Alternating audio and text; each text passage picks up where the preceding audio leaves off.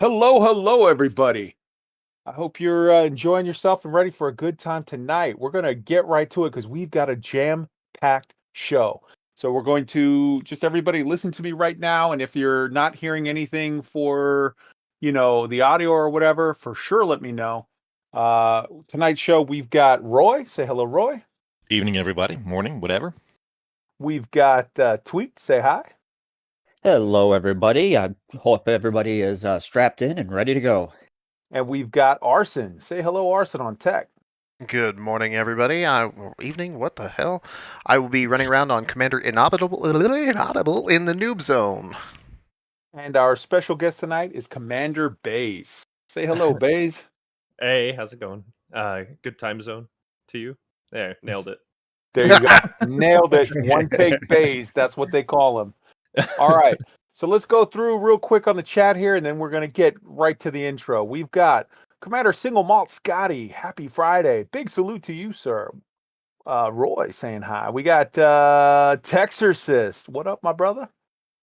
We've got the Nevergrown. All right. Nolan saying everybody's sound looks good so far. Unisakashiro, Big 07. 2 a.m. in Denmark. Nevergrown. Let's get this shit rolling just for you.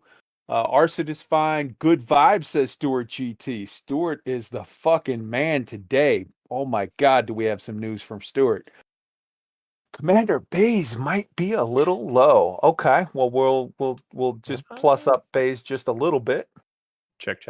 All right, let's see. Everyone sounds good. Yo, 07. Okay. All right. Load 200. Project Wolf Dragon. What up, Wolf? Nevergrown, Nomadic Data, Winter Mute. Hello, sir. All right. And of course, Nolan says to our dude, Matt's Mechanics, please make sure to hit the like button. It really helps the channel out. Fucking A, somebody give that man $1. All right, Arson, get it going. Previously on Elite Week. There are those that believe life here began out there. I am Jack's complete lack of surprise. Well, my days of not taking you seriously are certainly coming to a middle. Gentlemen, you can't fight in here. This is the war room.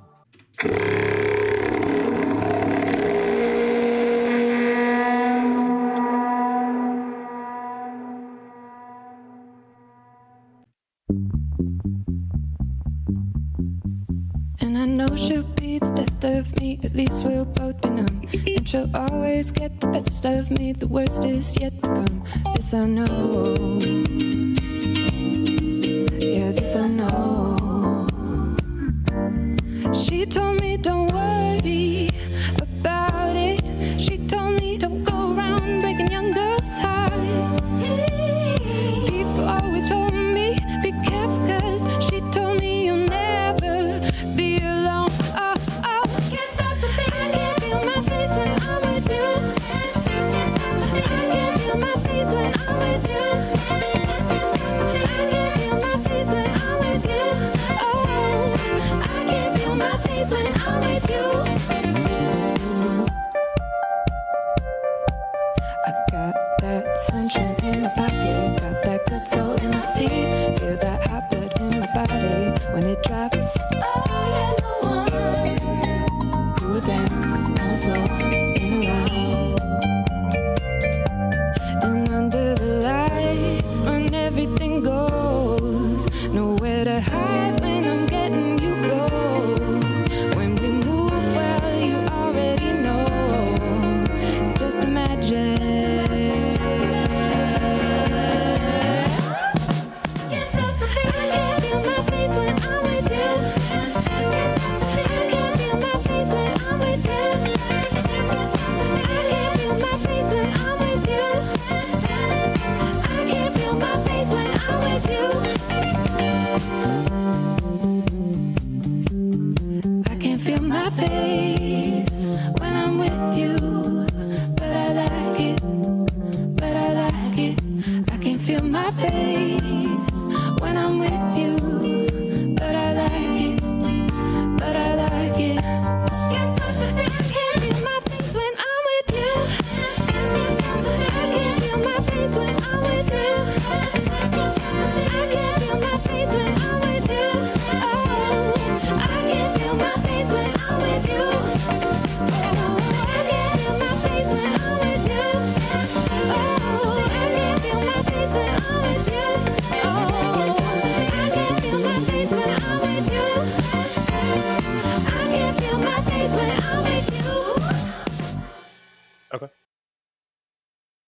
Hello, hello, and welcome to Elite Week.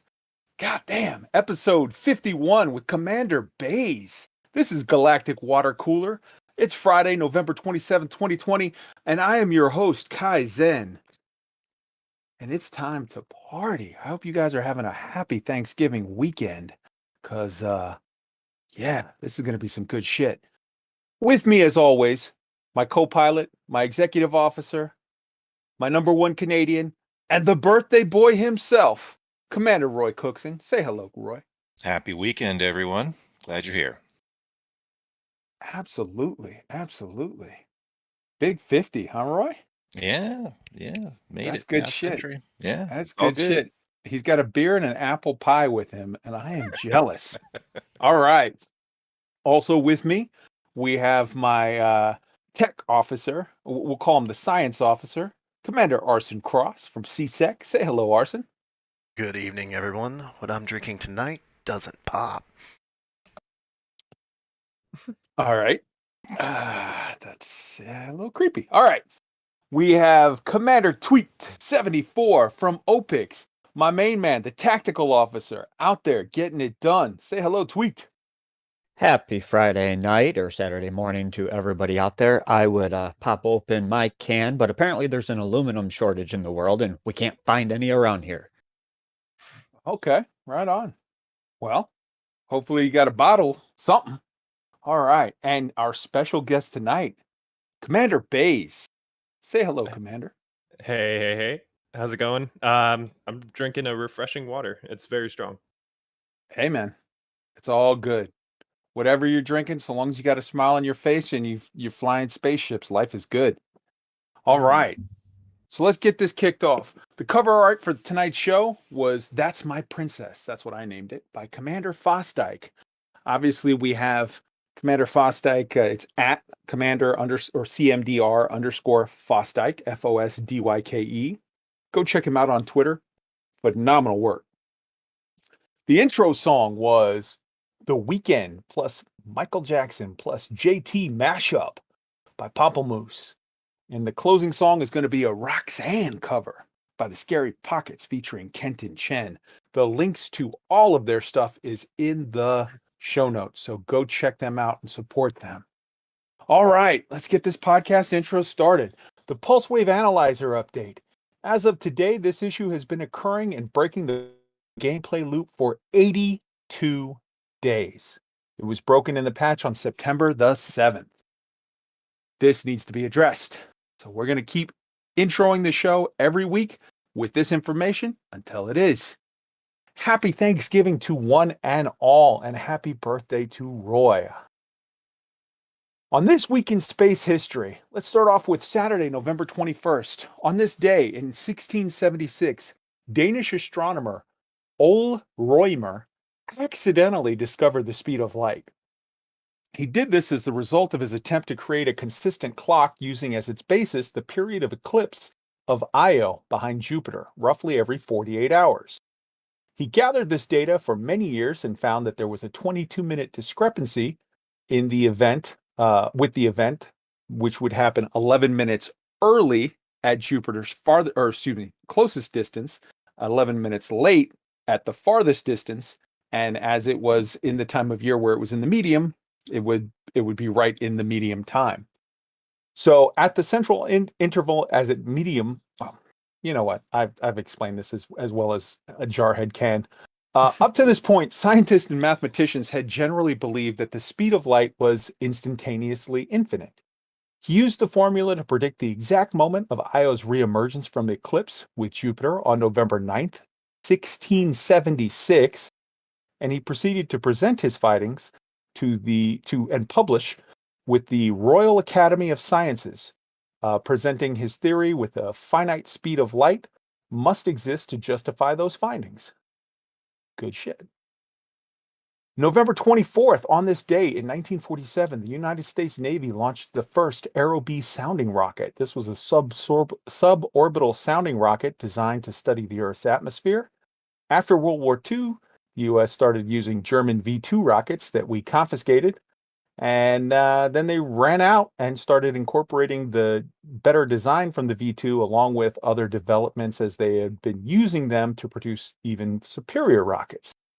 Over 1,000 Aerobee rockets were launched since then, and the last one being in 1985. On November 25th, on this day in 1970, NASA launched the experimental aircraft Northrop M2-F3 on its first powered flight. The craft was a heavyweight lifting body. That means that it's an aircraft that produces its lift through the central body of the craft as opposed to the wings, like the space shuttle. Test pilot Bill Dana took the craft on a 6-minute-long flight, reaching over 45,000 feet that day. The craft went on to fly test missions for 3 years and exceeded speeds of Mach 1.6 and an altitude of 71,500 feet. It can now be found in the Smithsonian's National Air and Space Museum in Washington, D.C. November 26th on this date in 2011, NASA's Curiosity rover was launched to Mars upon an Atlas V rocket from Cape Canaveral Air Force Base. Curiosity was the biggest and most powerful rover ever sent to Mars at the time. The 2-ton science lab is about the size of a small SUV. The primary mission goal was to search for signs of life, or at least signs that life on Mars could have been previously possible. It took 8.5 months for Curiosity to get to Mars, where it made a safe and technically challenging landing on Mars using a sky crane method to gently lower the rover onto the Martian surface. Within weeks, Curiosity successfully reached its mission objective by finding evidence of ancient running water on the Martian surface, and it continued in service, and much later, it found organic molecules on Mars. And as we know, Perseverance is on its way now to Jezero Crater to follow up on that work and should be landing on February 18th. On November 27th, actually today, on this day in 1885, the Austro-Hungarian astronomer named, here we go, Ladislaus Vinek captured the first known photograph of a meteor. He captured the tail of the meteor on a photographic plate from the Prague Observatory in the Czech Republic. All right, what else do we have? Congrats to Elite subreddit for hitting over 250,000 users. We've got information on that. And this week, we've got you covered with all the news from around the Elite Dangerous Galaxy, including the first Community Manager AMA on Wednesday, the highest player count week in Elite history, tons of free sales, a chance to win all kinds of free shit from an X52 HOTUS, free Odyssey, purchases on launch, free voice packs. You can name a ship for Obsidian Ant, free paint jobs, an Elite themed swag bag, or even be a guest host. Be a ghost. Yeah, sure. Why not? Be a guest host on this very show. Also, we've got information about a French satellite that was lost on its mission to study elves and sprites. I'm not kidding. That is 100% the truth. You're going to find out about that. So all this and more, stay tuned. If you're listening to us on the podcast and would like to see the live show and visuals, check us out on YouTube at youtube.com/Elite Week and on Twitch at twitch.tv/Elite Week. If you're watching us on YouTube or Twitch and would like to know how to catch us on our podcast, check out anchor.fm/Elite Week. For sending us your thoughts by email, you can reach us at eliteweek3306@gmail.com. Our very active and growing Elite Week Discord can be found at tinyurl.com/Elite Week Discord, where you can check out or contribute to community feedback, resources on turning the wheel, and real-time updates about Elite from a variety of content creators. In addition to the Discord community feedback channel, feel free to write in our YouTube comments anything about the topic of the week, as well as anything else you'd like to share. We'd love to hear from you. Also, if you're enjoying the show on YouTube, please make sure to like and subscribe and click on the bell. It really helps us out. On Twitch, a follow would be much appreciated. If you're on Twitter, feel free to follow at EliteWeek3306 for news and information about Elite Dangerous and cool sci-fi and space news. We record live on YouTube every Friday night at 8 p.m. Eastern Time. That's 1 a.m. UTC, so come and join in on the fun. If you're listening to us on the podcast, please make sure to rate and review us on iTunes, Google Podcasts, Spotify, or whatever platform you use. And let us know if there's a format you want us to look into. We don't do Patreon, so save your money and just tell your friends about the show. All right. Let's get to it. Right off the bat, let's start off with our guest interview, Cmdr Baize. Yes. Now, I'm going to have all of his information in the show notes, so his Twitch, his Discord, his Twitter, all of that. Go check him out. This guy is an awesome streamer that streams Elite Dangerous and other games, and has some really cool, a very cool perspective. Cmdr Baize, you tend to focus a lot on sort of the combat and PvP and a lot of that stuff, yeah? Yeah, well, like when I started with Elite, I started it because of the combat. It looked like really fun just to fly a spaceship and shoot things, right? Beautiful. Yeah. So how long have you been playing? Tell us your story. I've been playing since just after Horizons came out. I have a little over 3,000 hours in the game now, so it definitely took. Right on. Beautiful.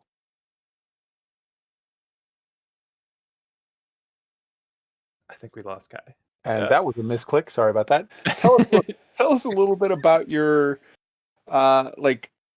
what days you stream, what types of stuff you normally stream. Like, on Wednesdays I do this, on Thursdays I do that, whatever. And Right. And some of the events that you do in Elite. So I stream pretty much every day except for Tuesdays and Thursdays. Weekdays are a little later. I'm on the West Coast, so after work streams. But on weekends, it's typically 2 p.m. Pacific time, whatever that is in your time zone. And I do a few different things. I play a lot of Star Wars Squadrons actually recently. I'm really a fan of it. Right on. But Elite is definitely my main game. Play it quite a bit. And that typically takes place on weekends, Fridays, Saturdays, Sundays. Fantastic. And the event that you do an event where people bring SLFs and you have like a sort of SLF derby tournament something thing. Tell us a little bit about your Fighter Frenzy. Yeah, so Fighter Frenzy is pretty interesting. It kind of came up as a concept because of Star Wars Battlefront 2. They had a Starfighter assault, and I like the idea of like going out in fighters and trying to take down this big mothership, or do an objective based, essentially like taking CQC and giving it objectives. So what we did is we came up with builds for all of the large ships in the games, and this is like Cutter, Corvette, Beluga, Type 10. Beluga's in there too. And we came up with like set builds for those, and those are the motherships. And then a wing of people show up with Psy-6 fighter hangar and launch out and use the fighters essentially as like a head-to-head PvP match to try and take down the other team's mothership. And it's really fun. It's a low bar of entry for PvP. I've seen people who just picked up the game jump into it and really do well. And plus, there's no engineering offset, so you don't necessarily need all the engineers unlocked and everything else. You just got to get ship launch fighters. I really, really dig it along the lines of,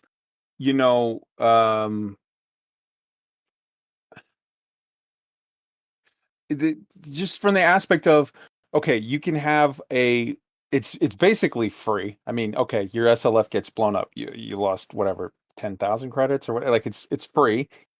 Like you said, there's a sort of an even playing field of, it's not like, oh, I'm in my fully kitted out FDL versus you're whatever because you're new, and you get to sort of play out these sort of larger battles, Star Wars Squadron style or whatever, where it's like, yeah, there's 8 of us and we're trying to take out this thing, and then that guy's got a wing of 3 or 4 that he's that are protecting him or whatever, and you get to do.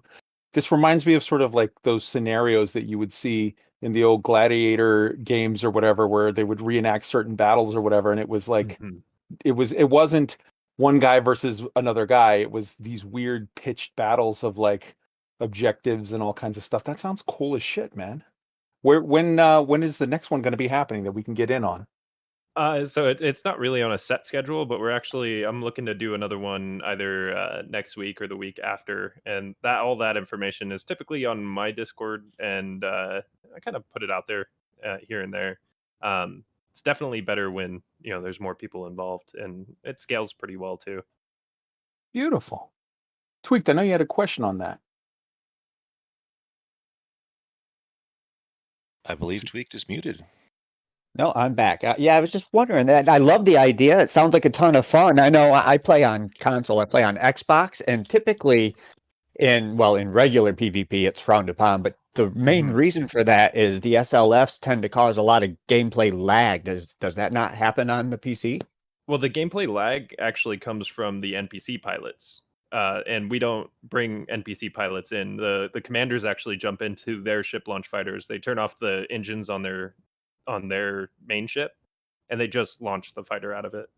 So if you turn off the engines on your main ship and you're, parked a good sort of chunk away and you don't have an NPC on the ship, that totally negates that, and you get to just play around and blow shit up for free. Exactly. That's awesome. Yeah, we haven't run into any issues with fighter lag or anything like that, and it seems to really only stem from the NPCs. And is this at this point at least, PC only event? Do you have any plans to expand it into Xbox or PlayStation or anything like that? Actually, so I have the builds just available, right, for the mothership. So who are the only people that really risk a rebuy? And sure. I know of at least one person, one viewer from my stream who's on PlayStation who actually held this event on their own with their friends. So that was pretty cool too. And it's like it's my baby, but you guys can have it. Like anybody could do this even without me. We could do a Elite Week event where we get a bunch of the guys from Black Sky Legion and some Rabid Hamsters and a bunch of just people that listen to the show. Guys, we'll invite the Burp Pit over, we'll invite the Lave Boys, and we'll all just blow shit up for funsies. That sounds awesome. Yeah, that sounds fun. Right on, man. Well, you need to definitely let us know whenever one of these events come up. If you're gonna say, "Oh, we're gonna do one in a week or 2 weeks or 3 weeks," let us know when you're doing them, because we will absolutely hype the shit out of it and see if we can get, if we get a bunch of our people to show up and then your people, and I can talk to the guys at Lave and talk to the guys at Guard Frequency and talk to the Burr Pit and talk to several other groups. And if we get, a lot of different player groups to show up, maybe we can start this into a fairly regular thing or something, even if it hops around, Yeah. One thing that I've always wanted from it actually is 1v1v1. So rather than just the two motherships, have 3 teams going at each other, but instancing and all that, we'd have to figure out. That would be awesome. Yeah, Cutthroat. You're 3 separate teams in a not mirrored warfare type situation. That'd be awesome. Right on. Well, tell us a little bit more about stuff that you do with regard to your streams for Elite and like I said, even Star Wars Squadrons or Star Citizen, whatever. Well, I guess I could also talk about a semi-regular event on my stream called F with Baize. Okay. So I found a bot that allowed me to give chat commands to control my ship. Which on paper sounds like a really bad idea, but in practice is a terrible idea. Yeah. It sounds it. But that's really fun too. I know there's been some competition for trying to get kills, and there's been a couple kill steals and some bad blood a little bit, but it's pretty fun. I would think pretty much any time you're coming in to land on a planet, all you have to do is, give the command to reboot, repair the ship, and then just watch as it plummets right into the ground. That actually did happen. Yeah. And with shields off, it's pretty much straight to the black. You're right to a rebuy screen. Yeah. Oh yeah. That sounds interesting, man. Right on. So you said now you do pretty much every day starting at 2 p.m. Pacific time, which is what, 4 p.m. Eastern, yeah? Which would be 9 p.m. UTC. Well, so it's 2 p.m. Pacific on weekends, Saturday and Sunday, Okay. and then Monday, Wednesday, and Friday are I start at 6 because work and life. Yeah. So what time is that UTC for those? Oh, that's a good question. Somebody know off the top of their head? All right, well, we'll check that out, but for sure, yeah, for sure, everybody check out Cmdr Baize, check out his Twitch stream. It will be in the show notes, but I want to call it out live on air. It's twitch.tv/CMDR_BAIZE. No spaces or anything, just that one underscore. And check out his Discord, which is discord.gg/F8URSJD. No spaces. Again, all of that is in the show notes. Go check it out and check him out. He's an awesome guy. Baize, why don't you come with us on our tour through the galaxy while we have a few drinks and see what comes up? You ready? I'm ready. All right, Arson, next segment. It's the Dark Will update. Very mysterious. Dun, dun, dun. All right. The Dark Will update. Well, let's start right off the bat with, we're in expansion out of Pralac system, and we should land on December 3rd, plus or minus 1 day. We'll see, how that goes. We won the war, and we're number 2 in ARC, and are now climbing. We won our war, and are number 2 in Lave, and are now climbing. Our next expansion after this December 3rd, plus or minus a day, happens, and then there's the 1 or 2 days. It depends. It's everything with the BGS is iffy right now, but 1 or 2 days till the cooldown happens, drops, and then you're able to expand again. We will immediately be expanding again from LHS 397, and we will be on that one. We will be looking to land at the test site for Sol. So we're going to give that a go, and get that going. In the meantime, I want to sort of do a special Thanksgiving shout out. I'm going to make it very, very brief this time, but next week we're going to have an in-depth with stories and stuff on the Rabbit Hamster Assault Force and the Black Sky Legion.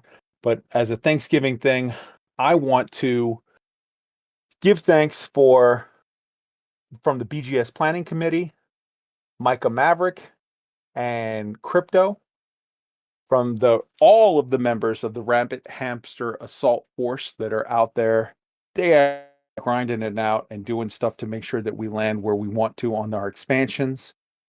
All of the members of the Black Sky Legion who are out there grinding out and getting it done, especially Wolf Dragon, who is basically the guy. I run the Black Sky Legion, but I'm so busy with the show and with work and with other stuff.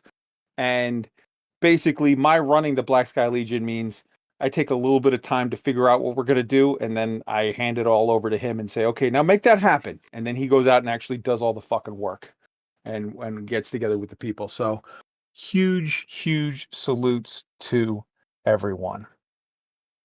All right. Next up, Roy, why don't you tell us a little bit about some HCS? Yeah, quick heads up for those of you that use HCS voice packs. Following up on last week's free Kate voice pack, they've got a Black Friday sale this week where many of the packs are up to 50% off, and that ends on Monday. So you'll want to act quickly. Right on. Arson, why don't you tell us a little bit about the Elite Dangerous Ship anatomy? Absolutely. It is a wonderful tool for theory crafters. The link is a little bit confusing. It's a.teall.info/EDSA.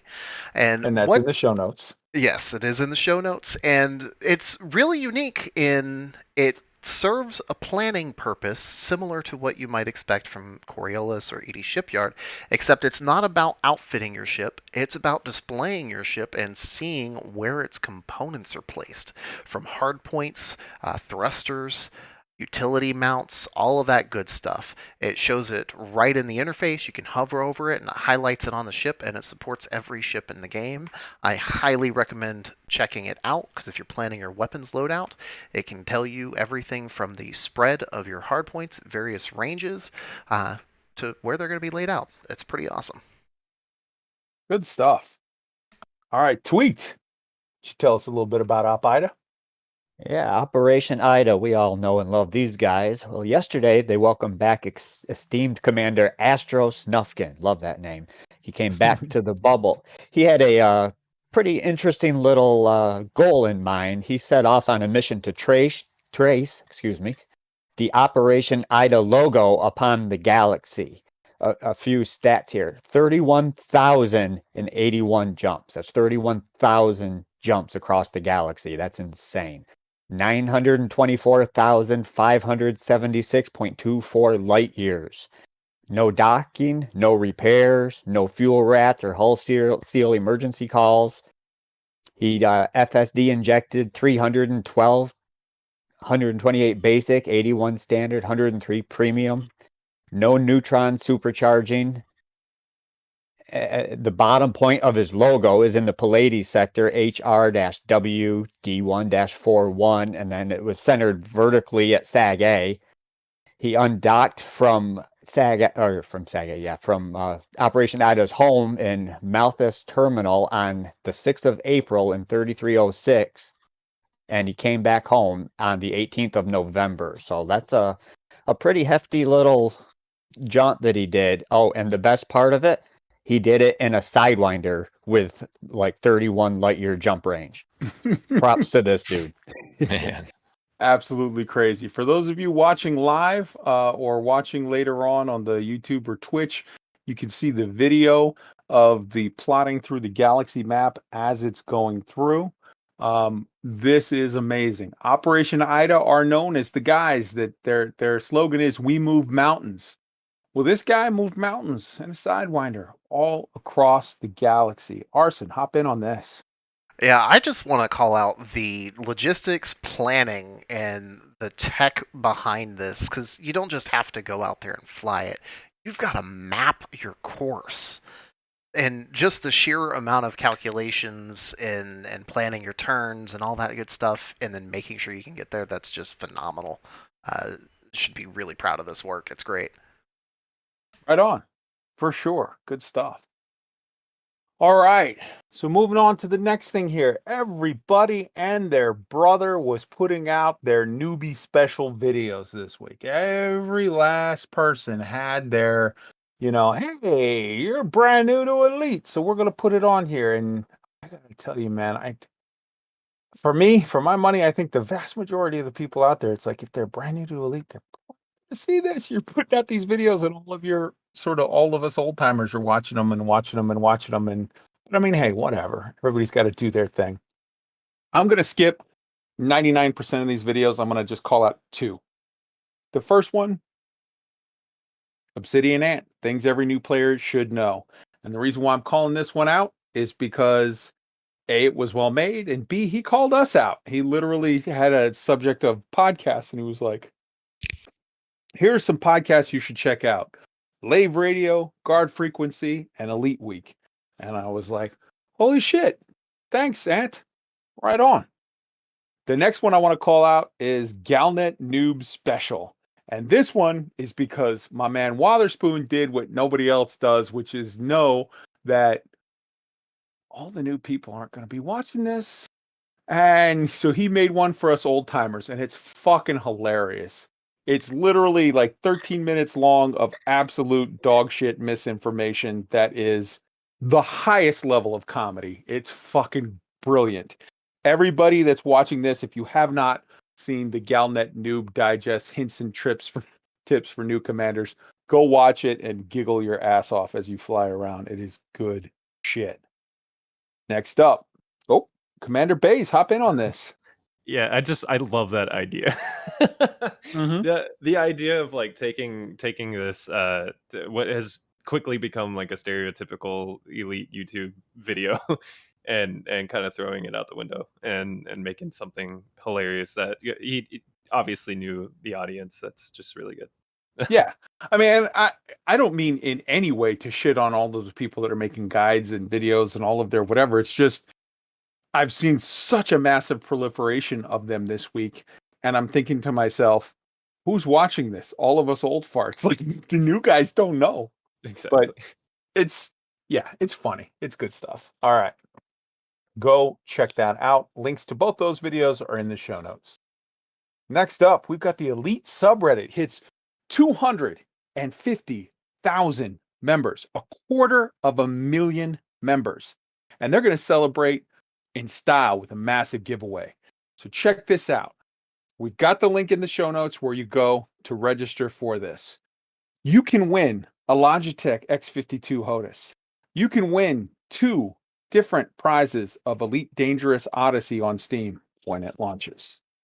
You can win 8 different prizes on HCS voice pack codes and discounts and all kinds of stuff.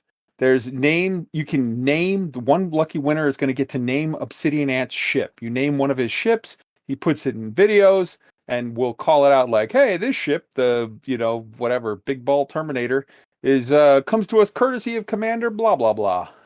That's kind of cool. Some winner is going to get to be a guest on this very show, Elite Week. Another winner is going to get to be a guest on Lave Radio. Another one on Hutton Orbital for their podcast. Another one on Guard Frequency. We've got one winner is going to win an Elite Dangerous goodie bag, including Elite Dangerous t-shirts, earbuds. Let me tell you something. These earbuds are legit. They're really good earbuds, and they have the little Elite Dangerous Odyssey logo on them. They're good stuff. And all kinds of other similar merch in this goodie bag. 12 winners are going to win an Elite Dangerous pack of some kind. So like the Adventure Pack, the Assassin Pack, the Entrepreneur Pack, the Expedition Pack, the Explosive or Gravity Packs. So like they have decals, paint jobs, stuff like that. And here's how you enter. So you go, this week's CGs are going to be the Empire and Federation capital ship CGs. They have a contribution target. Commodities are set at 40 million and bounties are set at 40. What the hell? Bounties are set at 40 billion? Is that right? Okay. That's what Arson put in there. So at 7:30 p.m. UTC, they had reached, and then we've got numbers here respectively for the combined contribution of 3,598,353,663. So the way that you enter is you guess what you think the combined contribution for all will be at 6 p.m. UTC on November 30th. So for example, I think it's going to be 14,393,000,000, whatever. The Price is Right rules apply. So the closest guess without going over wins. And you need to include in your comment your prize ranking preference for, which prize. So basically it's going to be whoever's the closest wins first, whoever's the next closest wins second, then third, then fourth, then fifth. And then if you're first, you put in, I want these prizes in this order. And, to whatever level you win, whichever ones are left when it gets around to your level, that's what you get. So good luck, everybody. The link is in the show notes. Go get a free X52. Go get free all kinds of other stuff. That's some good shit. All right. Arson, how about you tell us a little bit about that Distant Worlds 3 update? Absolutely. So there was a forum post dropped just this past week or so ago announcing that Distant Worlds 3 for Odyssey is in the planning stage. They're not set on times yet, but what they are doing is figuring out what's going on, paying attention to the dev diaries, and talking to Frontier and letting them know what they would like to see. And this is something that's really important. The first 2 were record-breaking, newsworthy expeditions. The first one was great. The second one was even better. And if you want to explore, but you need that social interaction, pay attention to Distant Worlds 3 when it comes out and its dates are announced. So it'll probably be sometime after Odyssey release date is known and we have an idea of what's going on with the feature set. But this is the kind of expedition that people are going to be out for greater than a month of time with everybody running together, and it is something that you definitely want to check out if you're an explorer that's into the social aspect. Beautiful. So looking into this, we've got the forum note in the Discord, in the show notes rather. Go take a look at that. I read the forum thread, and honestly, it read a little bit to me almost like they were saying, hey, Frontier, you want us to put on Distant Worlds 3? Here's what we want. Give us some stuff. And if you make it worth our while, we'll do it. And I mean, and I'm not saying that in a shitty way, like they're trying to hold a gun to them and say, give us free money or whatever. They're saying, like, give us features, give us things to make it meaningful to us to actually do this, and we'll do it. We're going to hold back. We're not committing that we're going to do it. We're saying, well, we're going to look at what Odyssey has, and if it makes it worthwhile, then we'll go do it. And if not, then maybe we'll do it at some point later. Baize, why don't you tell me? I know you got an idea on this. Yeah, well, like on Distant Worlds 2, they made that whole Interstellar initiative for Distant Worlds. So I see if they're reaching out to Frontier, they're definitely going to have some pull when it comes to getting some stuff moving. Just because like that was a huge event. I mean, building a station, Explorers Anchorage out there is just that was massive for a player run event. So absolutely. Yeah, Roy, I heard you have a little chuckle there. I know you got a thought on it. Tell us about it. Well, actually, nothing funny. I was just really intrigued by this because I've been on a number of much smaller expeditions and one fairly large one. But the thing that's always intrigued me about the Distant Worlds model is where everyone travels as a cohort, and there's support ships, and it's just a really cohesive way of doing a big journey like this. So that's, I think, for me, a really unique draw of it. Now let's keep in mind that Distant World 2 was supposed to have carriers. When they started planning it, they were promised they were going to have fleet carriers as a thing. Then that got pushed back, so they didn't have fleet carriers. They obviously will now, which will significantly color sort of the opportunities and things that they can do. Arson, you had a thought. Yeah, I was just going to say the Hull Seals were founded during Distant Worlds 2. Little tidbit. So that's the kind of things that you can expect to see the foundation of player groups, and it's just great. I went on Distant Worlds 2, and I think that it's well worth it. Let's not lose sight of the fact too that Distant Worlds 2, that included a whole sort of appearance of Salome over at Salome's Reach and saying like, oh, you guys got to get back to the bubble. Shit's going down. And there was Thargoid stuff, and there was all kinds. There was a massive amount of sort of things involved that sort of rippled out and changed the face of the Elite Dangerous Galaxy as a whole. Baize. Oh, sorry. My bad. I thought he was saying that he wanted to make a comment on it, but he was saying something else. All right. So, yeah, I mean, I'm excited for the possibility of this. I think, though, the way that, and everyone read that forum post for yourself. It's in the show notes, and tell me what you think, because I kind of think that they weren't saying we're doing it. They were saying, well, think about it. What are you showing us? They're saying literally, as Arson said in the description, we're waiting to see what they announce and see if and when it's worth our while to do something. So we'll see how it plays out. Arson, go ahead and hit up the next segment. For news beyond the game, it's Frontier News. And for this one, it's time to crack another. All right. Let's start right off the bat with patches, changes, maintenance, etc. Well, what do we have this week? We have the balance pass. The balance pass phase, I'm going to call it phase 1 of mining. Let's discuss this a little bit. Now, right off the bat, I want to bring in the fact that Down to Earth Astronomy, friend of the show, my main man in Copenhagen, put out a very cool stream where he dove into like what is going on with this mining balance pass, and he did hours of mining live and kind of looked into the different like the details of, okay, what are the credits being offered here, what are credits being offered there, discussed it, then went out and did some real world testing to see like, are drop rates changing, what's this, what's that, kind of looked at it all from sort of every aspect, and I think did a phenomenal job with regard to giving people an idea of, you know, where you should look at what's going on with the mining thing. Now, you guys all know I said last week, it kind of makes no sense to me to do a mining balance pass with the pulse wave analyzer broke, because how the hell do you even try to quantify what the proper rates are for 2 of the 3 gameplay loops? Like, but I mean, let's set that aside because there's no point in harping on that over and over and over.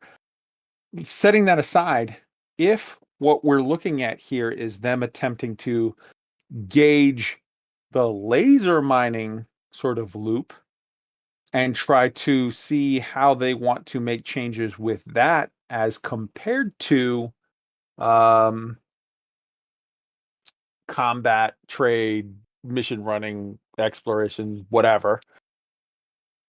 I think there's some interesting things here. First off, we got concrete numbers at the very beginning of this of saying like, here it is, and we've lowered, you know, Paynite now pays at a cap this amount. LTDs now pays at a cap this amount, and I think Paynite is like 600,000. LTDs are like 700,000, and Void Opals are like a 1.3. Again, pulse wave analyzer. Who the fuck knows what we're getting on LTDs and Void Opals on an hourly rate based on like if the analyzer worked right. But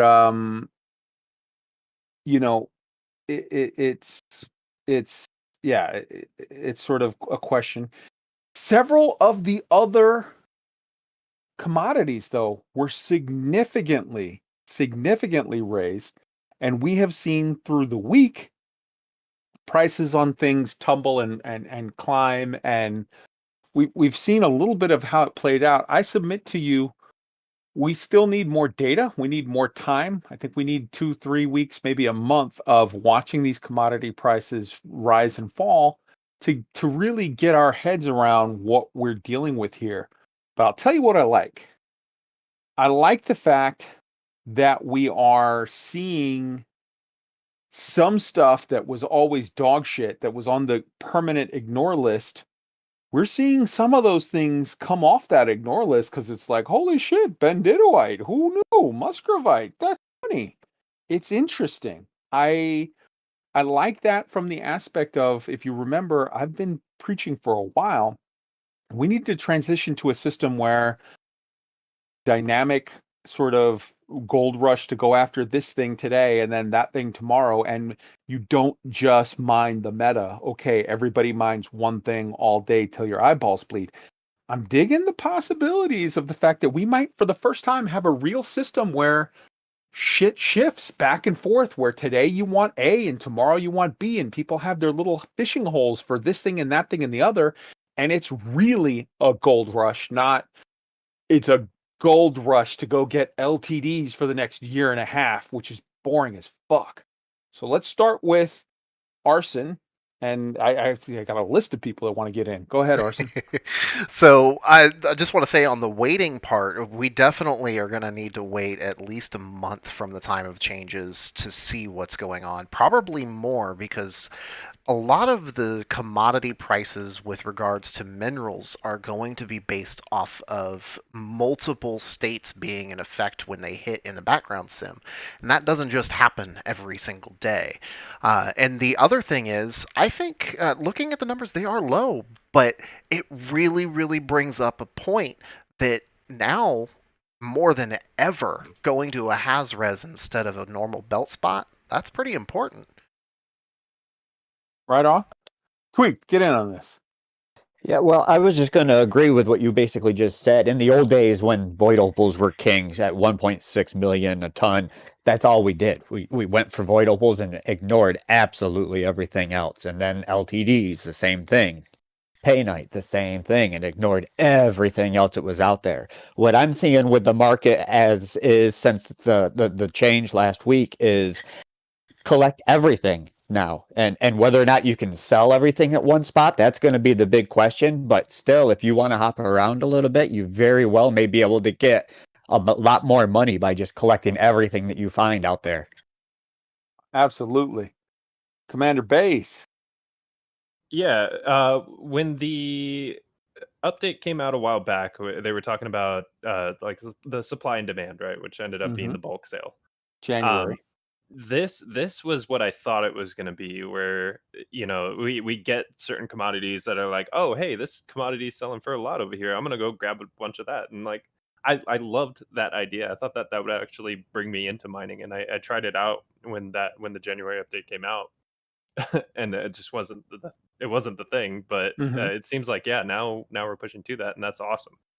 Yeah, we don't, again, it's artificial yet, it's early days, because we don't know if these sort of rise and falling waves of commodity prices are such that this is a sign of them tweaking day by day, and after the end of a week they're going to stop tweaking and okay, this is what it is. Or what I suspect it might be, which is that they went with the system that several people, including myself, have been advocating for, which is make a dynamic system that runs on the BGS that looks to say, hey man, everybody and their cousin brought paynite today, paynite prices are going to drop. Hey man, nobody brought musgravite prices are going to go up. That's awesome. Roy, get in on this. Yeah, I would just thread on what you and Baze were just discussing there, which is like what's going to keep this going and how quickly are things going to be dynamic. I would say too that the mechanics that I had been looking forward to that up till now weren't really as practical were things like using the bleak carrier to hold inventories of different minerals and playing the markets that way. So you have some buffer between where you want to mine and when you want to sell, and it makes sense to collect more than 2 or 3 things. And even something small like now there's a reason to have a larger refinery if this works. Other than just having the 6 tons in your hopper, if you want to actually be actively mining multiple things because it makes economic sense, well, you're going to need the slots in the refinery to do that efficiently. 100%. That's a very good point. All right, so this is phase 1, week 1 of the balance pass, and I am not entirely sure if what we're going to see now is, it could be one of those, so how they have that song, where you go, row, row, row your boat gently down the stream, and then somebody else goes, row, row, row your boat, and then you have like wave after wave of like, you're all going at the same time, but there's 3 or 4 rounds going that are sort of slightly offset by a time interval.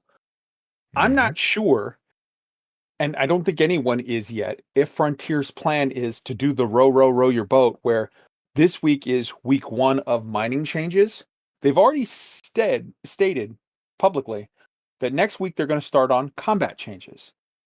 I'm curious, does that mean that mining changes are done and whatever system they have in place as of today is sort of locked, and it might be dynamically changing based on if it's what I hope it is, based on the BGS and based on the levels of people coming in, but it is not being tweaked more, in which case it's dynamic, but it's dynamic sort of on a locked formula.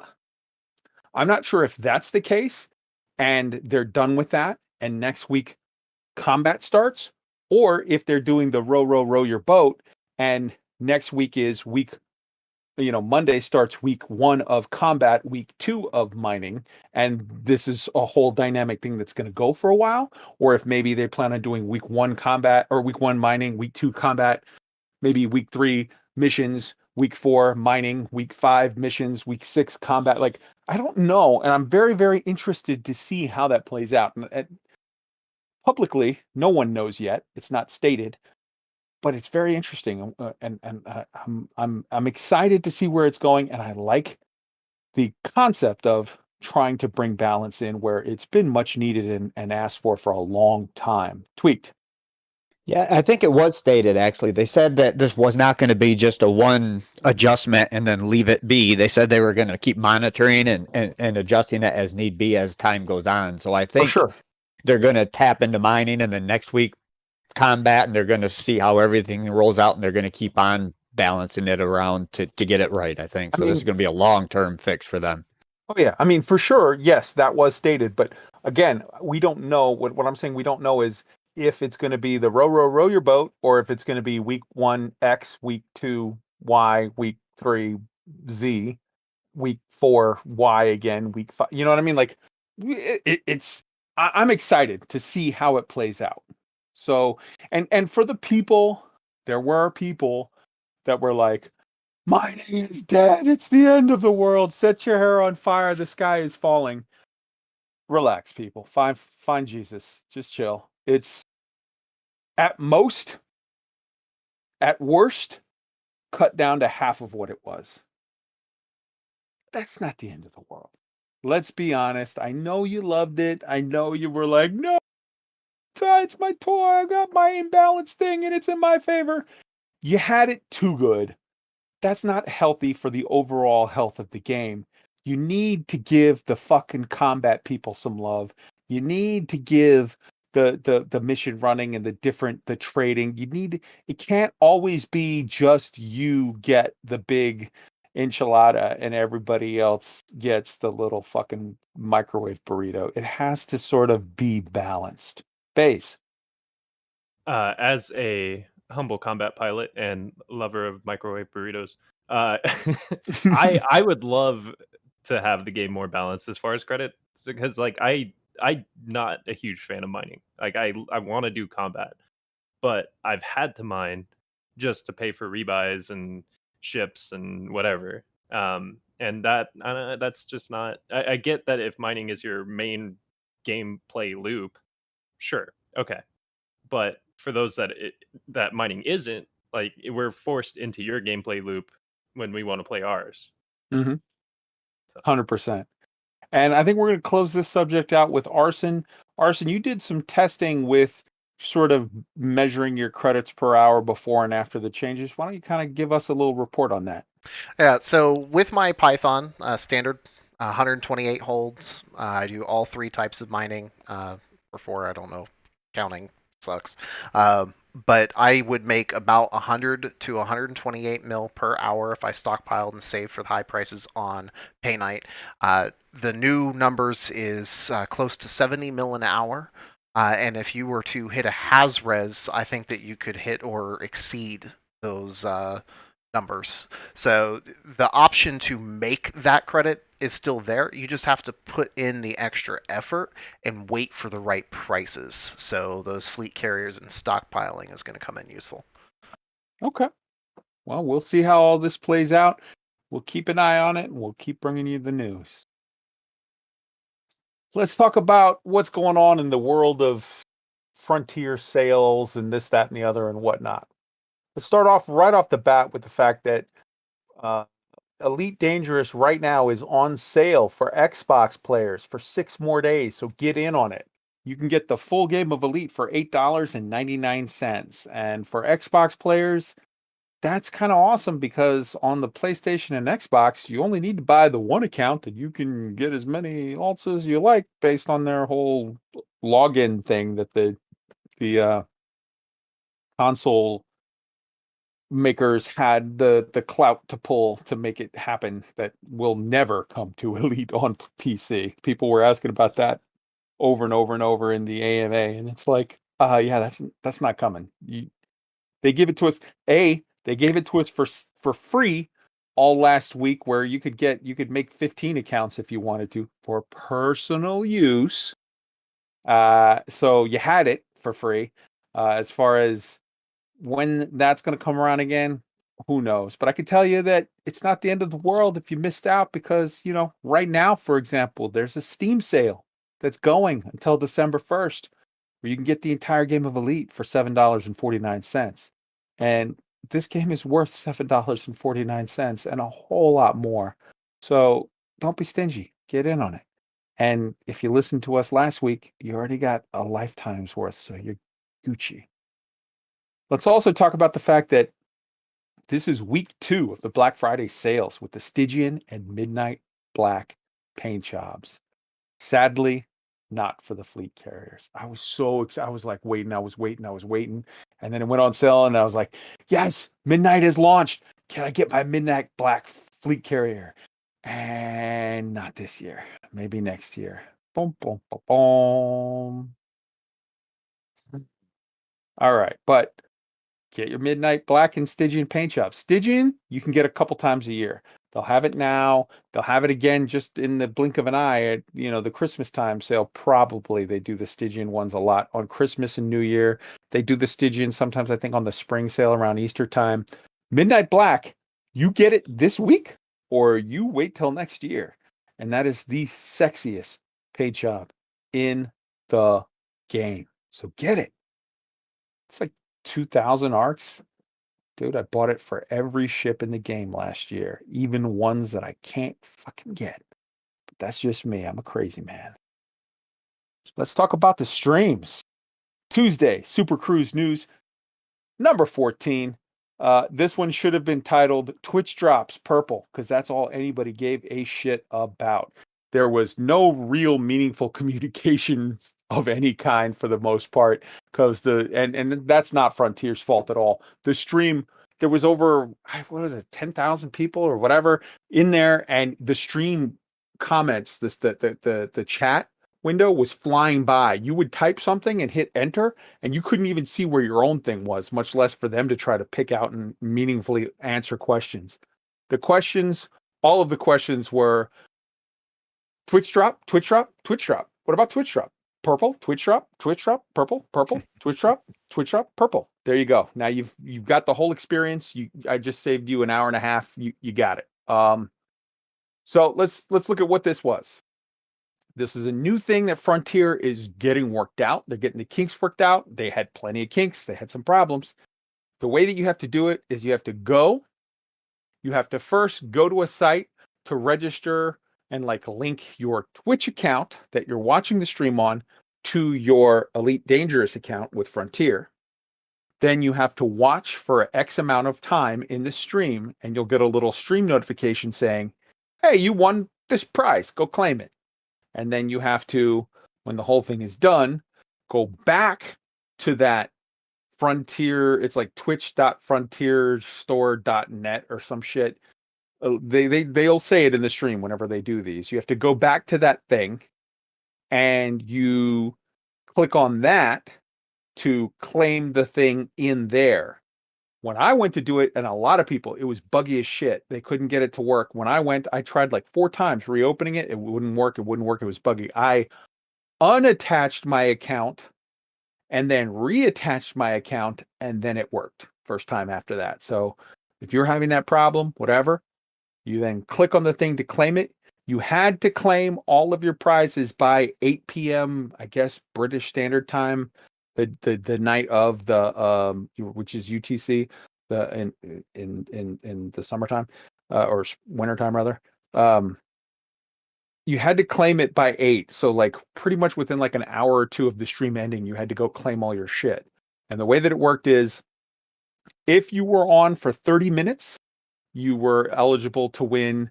Put up on the screen, Arson. There was vibrant purple paint jobs for 8 ships. And they show you the 8 ships right there. You got a crate, you got a cutter, you got a vet, you got a conda, you got an asp explorer, you got a python, you got a mamba, and you got a cobra.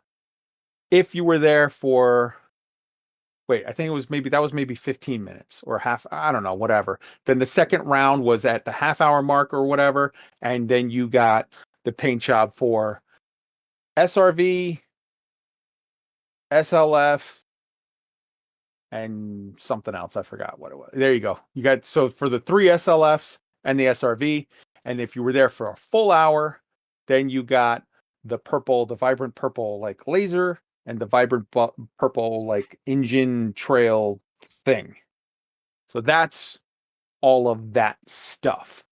And the last thing I want to say on this subject is, and I am allowed to say this, Frontier did say that those of us that are in the content creator program that they have going on right now, Frontier is rolling this out first for the next, I'm not saying it's going to be the next stream, but the next couple of times they do this, whether they do it every week or once a month or whatever system they're going to announce, when they do it, they're going to do it for the next couple of times on just their stream only to work the kinks out.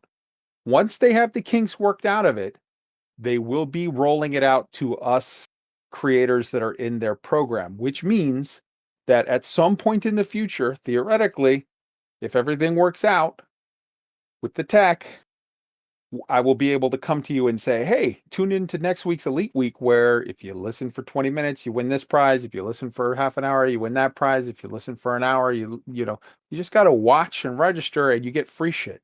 Everybody loves free shit. Baize, hop in on this. I gotta say, this was a really good move by Frontier. And I'm preaching to the choir here, but the community around Elite is really what drives Elite Dangerous, and I feel like they're recognizing that more and more, especially lately. Allowing for Twitch drops is such a good idea to strengthen the community and also build on top of that, because people are going to start watching and then get involved in these communities through just wanting to get some kind of cosmetic. And I love that Frontier is going forward with this, and it was a long time coming, in my opinion. Yeah. Now there were some issues. It was broken a lot for PC players when they were trying to link their stuff, and it was finicky, and they had to whatever. To my knowledge, it's still broken for a lot of the console players, where the people that actually won the thing and like registered it and they said, okay, you got it, they don't have it. Like, it's not able to, it doesn't work yet. And Frontier knows about it. They said in the AMA, and they've said multiple times on the forums and whatnot, yeah, we know this is an issue. We're working on it. We'll get it. You will get it. We just have to fix whatever. And it's like a lot of things. It's new. It's the first time.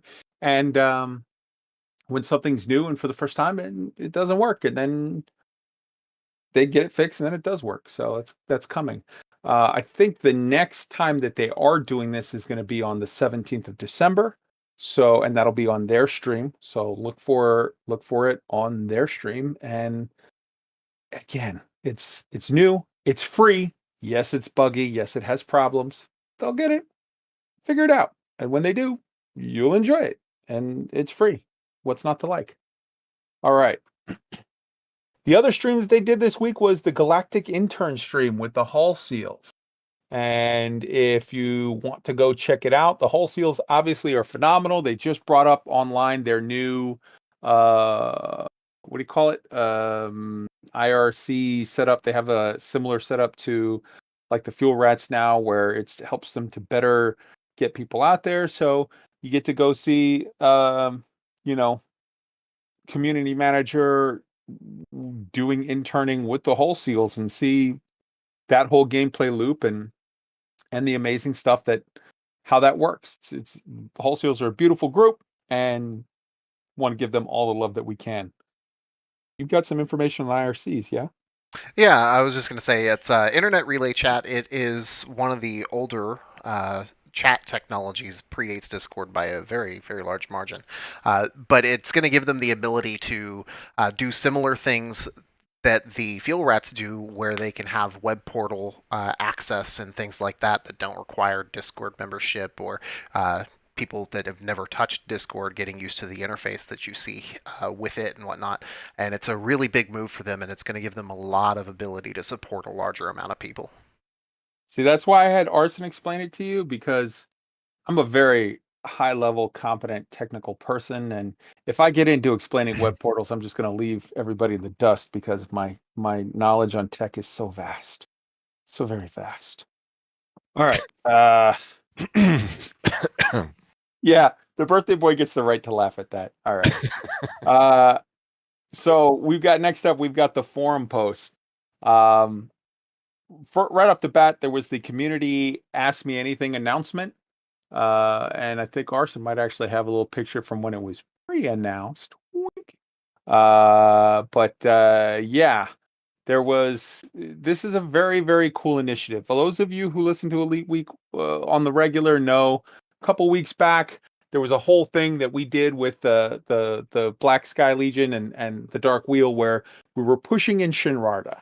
And when we were pushing in Shinrarta, we came across how do I say this? We came across an algorithm that was frustrating us from getting any return on our efforts.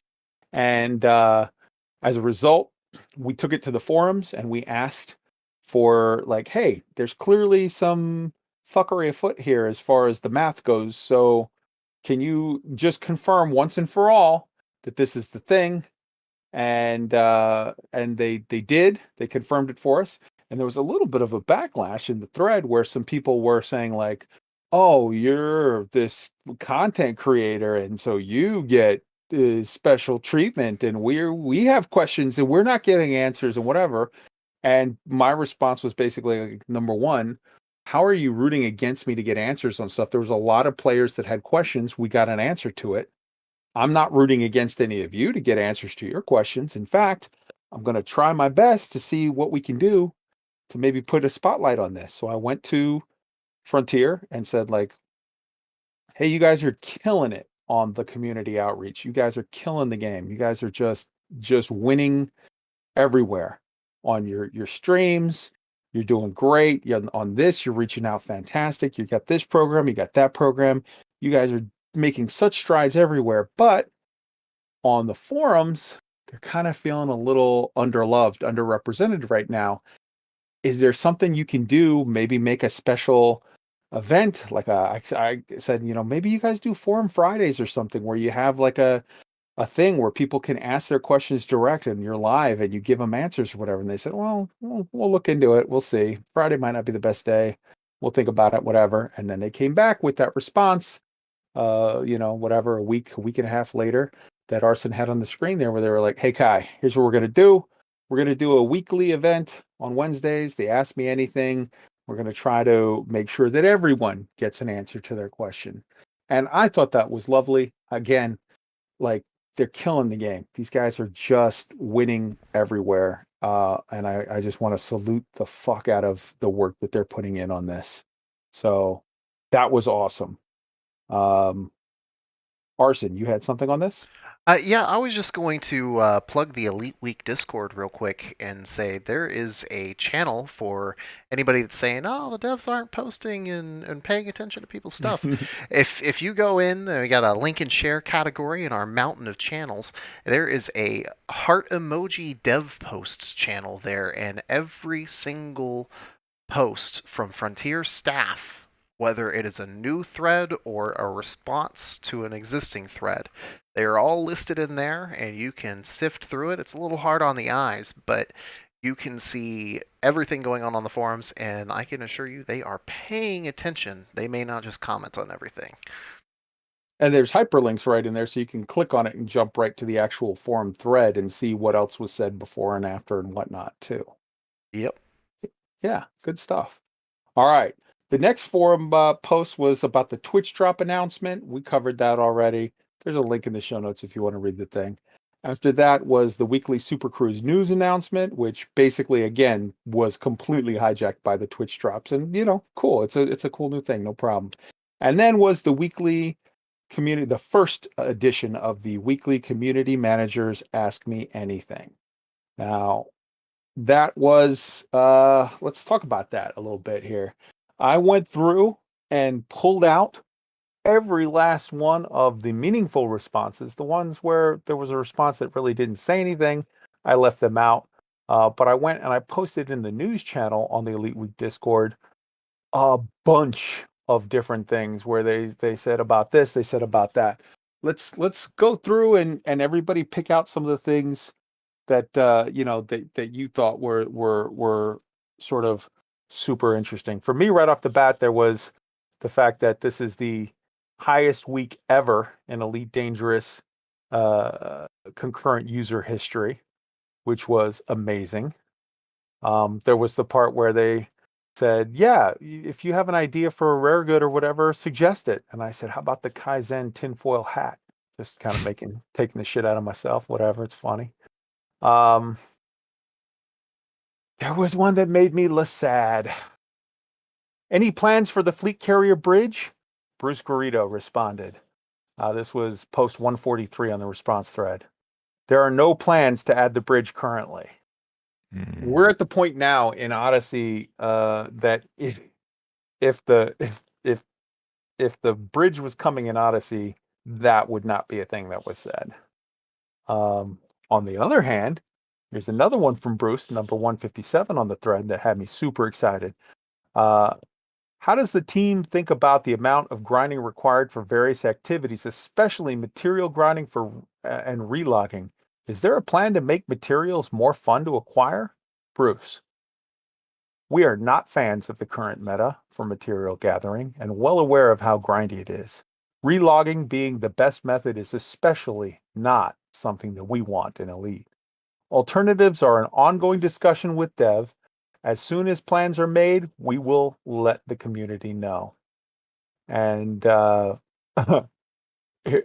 somebody asked, are there any plans to make a medium class Gudamaya ship?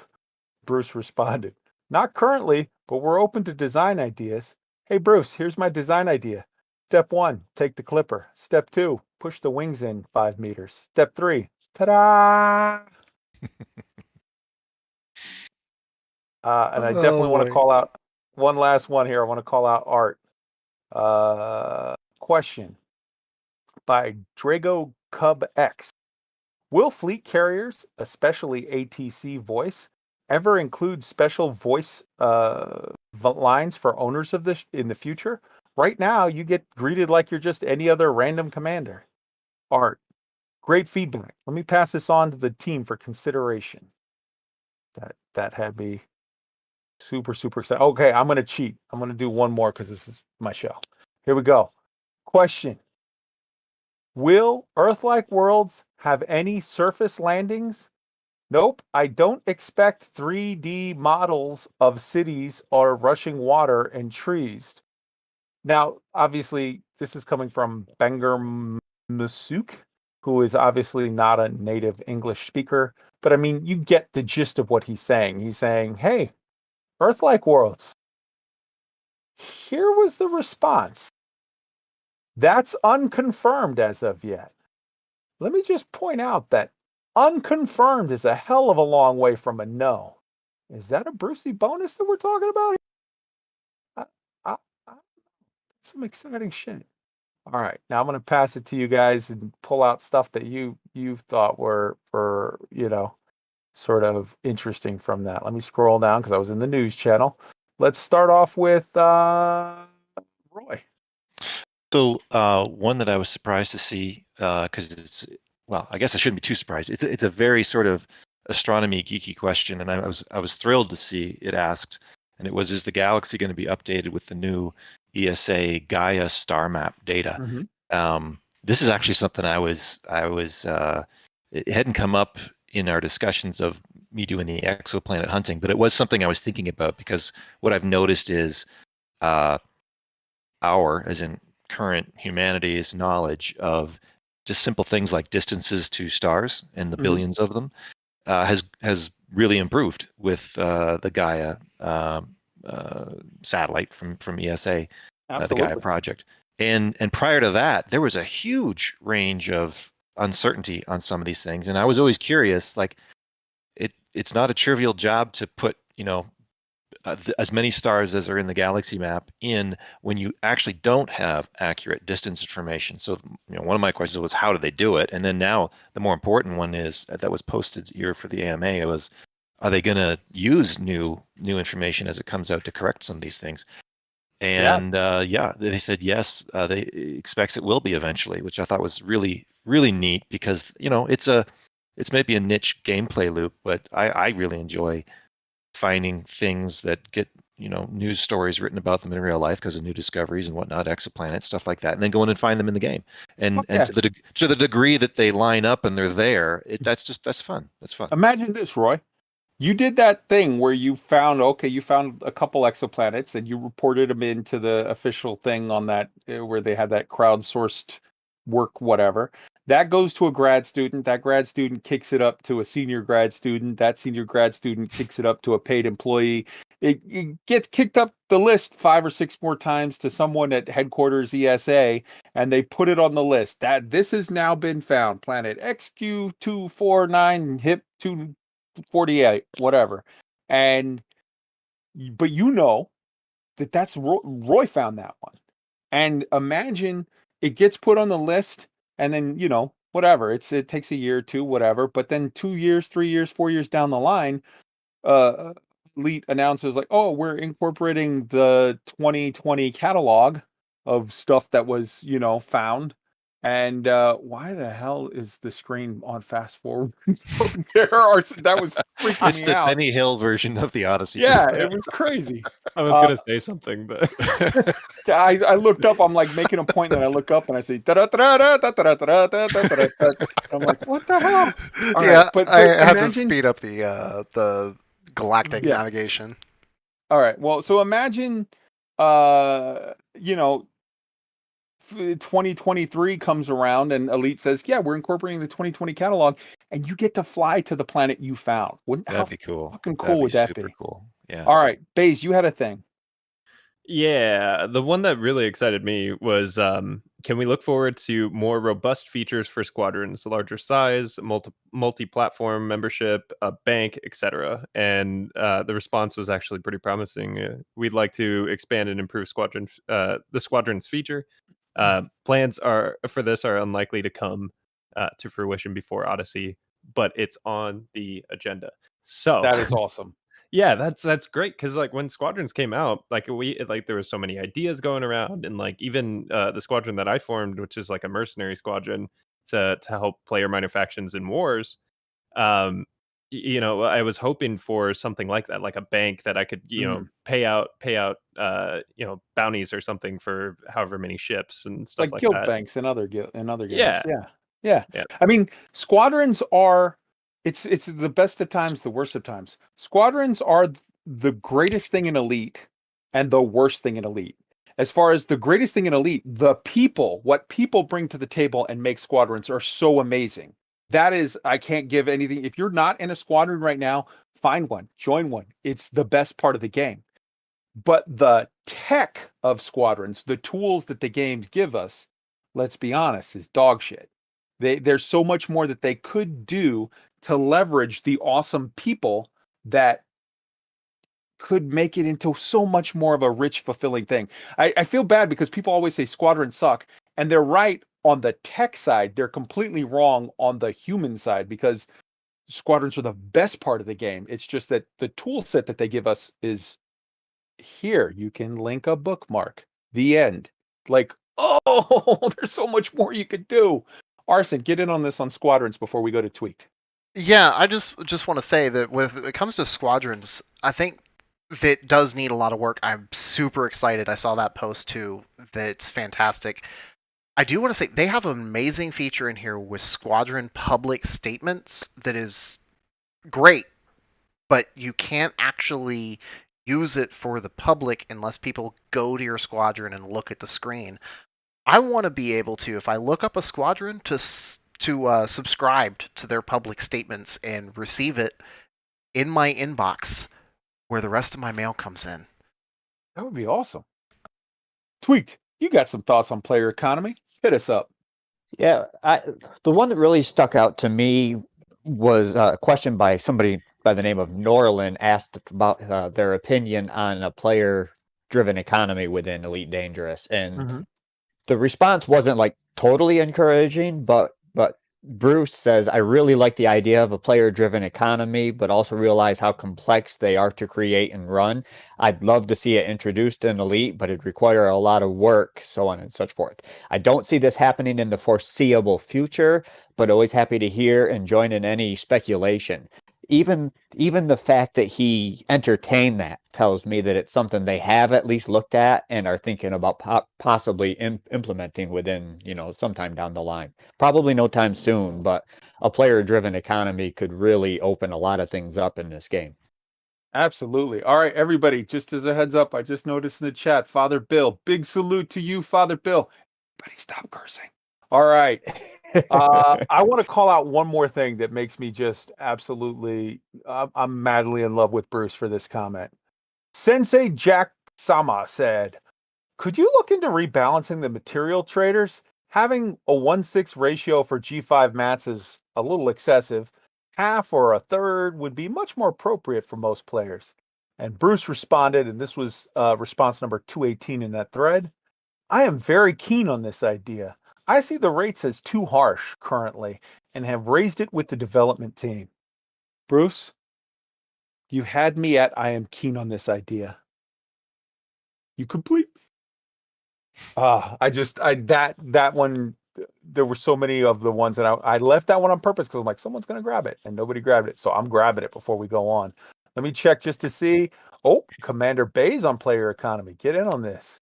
Yeah, actually, I had thought that fleet carriers were going to bring in somewhat of a player economy, and they kind of did, but it's very closed off, and like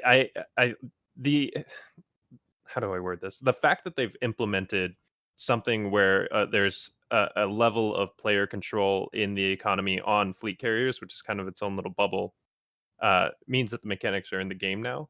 And I would love to see that sort of extend out to squadrons tied to player minor factions, and potentially, making some money off of the station that you control. 100%. All right, this is last call on the AMA. We're going to hit it next week too. We'll bring you the stuff, but anybody have anything else for this week's AMA?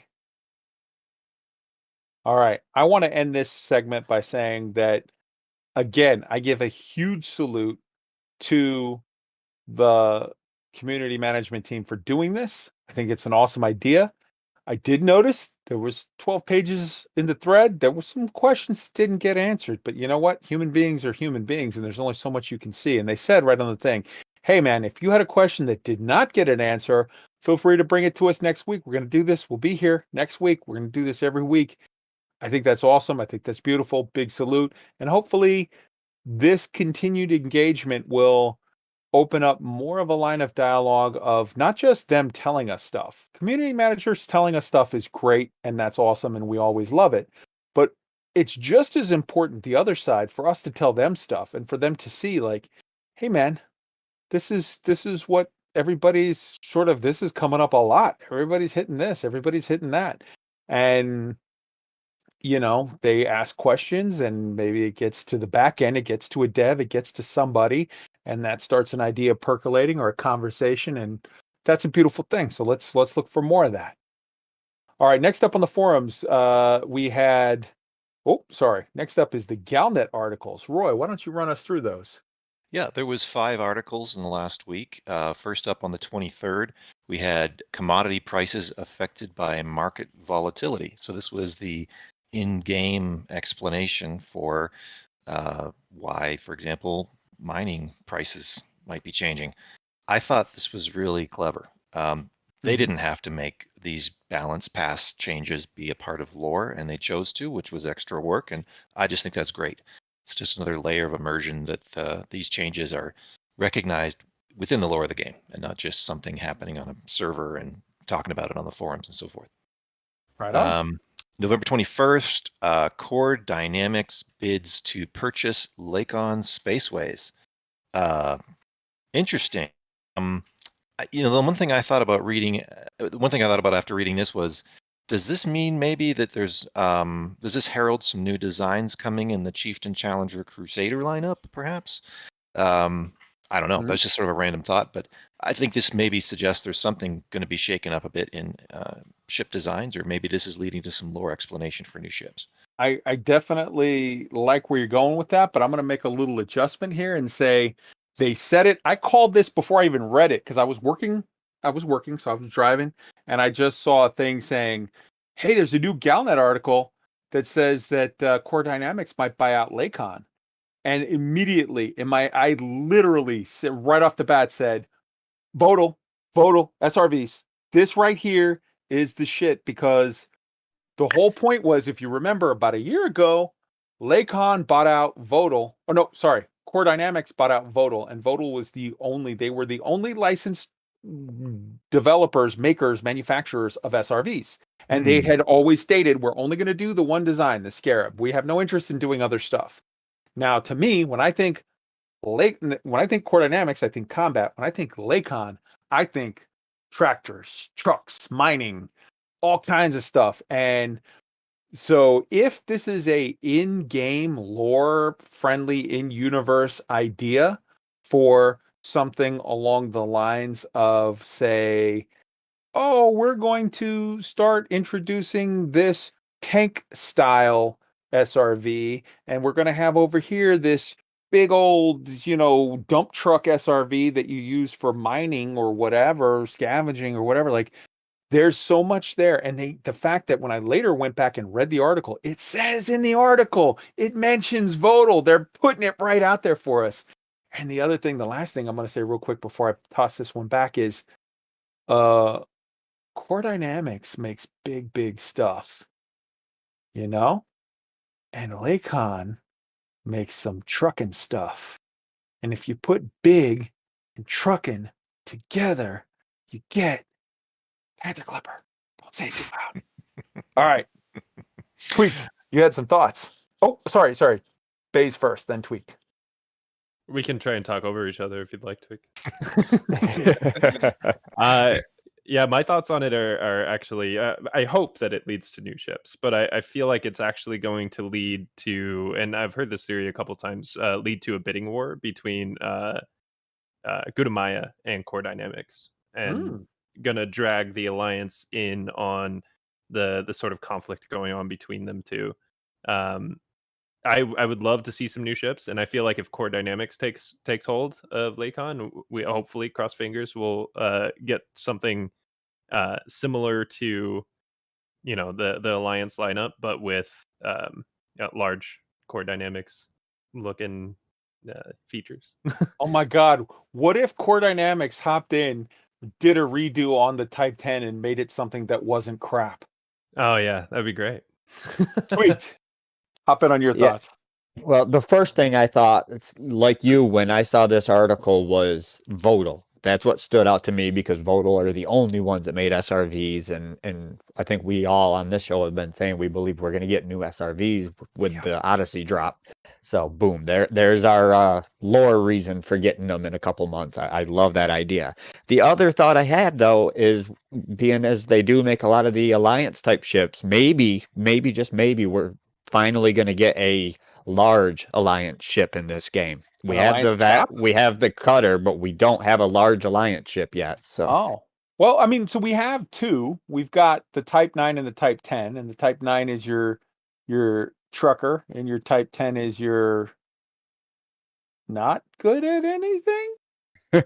But you're gonna hurt Texas feelings, man. But what we could get, what if for the first time we got a Lakon, an Alliance cap ship? You've got the you've got the Majestic Interdictor for the Imps. You've got the Farragut Battlecruiser for the Feds. What if we got an Alliance megaship? That would be cool. Arson. Yeah, so I am suddenly thinking, like, okay, the Alliance bit, they mentioned in the GALNET article, the Alliance and the Federation haven't been opposed to this merger. Yes. Moreover, we haven't covered the article for it yet, but there's another article that makes me think, maybe all three of the factions are saying, oh, the Alliance is going to be our AX group. All right, we'll save that one for when we get to it. Baize. I like the idea of just bouncing off of the Alliance cap ship. The only thing that popped into my head was like the UNSC ships from Halo. I feel like if you merged Core Dynamics and and Lakon's designs, you would come out with something like that. That's just like a brick. I mean, that's a way to go. But honestly, I think that the Alliance cap ship would be the Panther Clipper. Oh no! Okay. All right. Don't say it too loud because it'll push it back. All right, next article. So on the 26th, we had two articles. The first was Empire and Federation increase capital ship production. So I think we'll talk about that perhaps in the CG section in a bit. But yeah, there's some stuff going on there with cap ships from both sides. You know, maybe the drums of war are beating stronger now. And then Alliance consolidates presence in Coalsack Nebula. So there's some new stations out there. The one thing I think that was really interesting too is now there's appears to be there's going to be a market for selling bug parts. So another way to profit from, or maybe a way to profit from Thargoid hunting. Now, interestingly enough, unlike the imp-fed CGs that are CGs, they go for a week and then they end. The Alliance thing isn't a CG. The Alliance thing is a GALNET article talking about a new sort of mission. And the way that I'm going to sort of describe that or liken it to is like the Ram-Ta thing or like the Palin things, where it's like there's not really a time frame. This is a long-term sort of thing. Like, do this until we tell you can't no more. And so that's the one side of it. The second side of it, as we discussed last week with all of our speculation and talking about, hey, the bubble is expanding to the coal sack and all this stuff is going on. I'm going to point out, legit, the Alliance is poking the bear. Like, this is so in universe. This is the worst idea ever. You're going to cause the next Thargoid invasion by murdering their things and massacring their stuff. You're just begging for them to come kick our ass. Out of universe, like as me as a player, this is the greatest idea ever. You're going to cause the next Thargoid invasion by poking them. All right. Let's start with Tweaked on the bubble. Yeah, I think people are really sleeping on the fact that one, the bubble is expanding. That is a long-lasting, permanent effect on the galaxy that we are seeing happen right now. That doesn't happen every day in this game. But two, I think you're exactly right. The Alliance is swatting at the bee's nest, so to speak, and with the timing of the Fed and Imperial pending war looming over the horizon, it was just in time for the Alliance to piss off the Thargoid, so to speak. The storyline is just fitting right in. Yep. Commander Kaizen in 3306 says, this is a really bad idea, guys. Kai, the guy who plays a video game in 2020, is like, this is the greatest idea ever, guys. Baize, get in on this. Yeah, I was pointing out that you read my tweets. I actually, so when the Alliance CG thing happened out on Coalsack, I actually tweeted that out. I was like, those exact words too. The Alliance has spoken the bear on this one.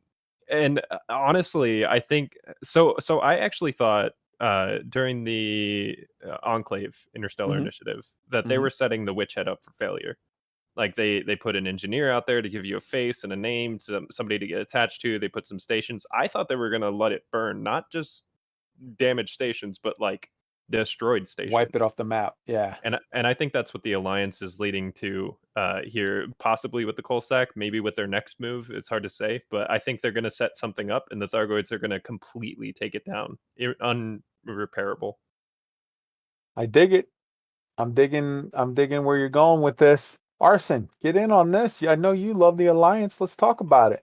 Well, I'm just happy that the Alliance actually seems to have some relevance, and that's not to say that they haven't, had some power plays in the days leading up to now, but the fact that we have something tangible to interact with them, it feels like there is actual Alliance content now, and that just, it warms my cockles as an independent player. Well, we got to Arson's cockles. It's 9:37. Right on. Arson, I just threw something. I know you're gonna hate me for this. I just threw something in the recording booth. How about you? Actually, I'm gonna throw it here in the stream live chat as well. If you can, I was just thinking about that. Actually, why don't you throw that up on the screen? Yeah. What's that? This is where we're at with this right now. We've got, from the standpoint of, is this a good idea? We have there. You'll see a picture of the entire human bubble. And then you've got the Thargoids in the Pleiades on the one side. You've got the Witch Head Nebula up on the other side. You've got the Coalsack Nebula, the new one, on the far other side. So we're basically entirely surrounded. And another thing that nobody really mentions is there are a lot of barnacles over in the California Nebula, which I always thought was going to be the next thing to blow up. But the Coalsack caught me completely by surprise. Let me say something here. Look at this and tell me that you don't see a massive wave of Thargoid in our little teeny tiny bubble and think, oh, shit's about to go down. That's what I'm saying. All right. Interesting stuff. Totally super. I'm ready for, what comes next.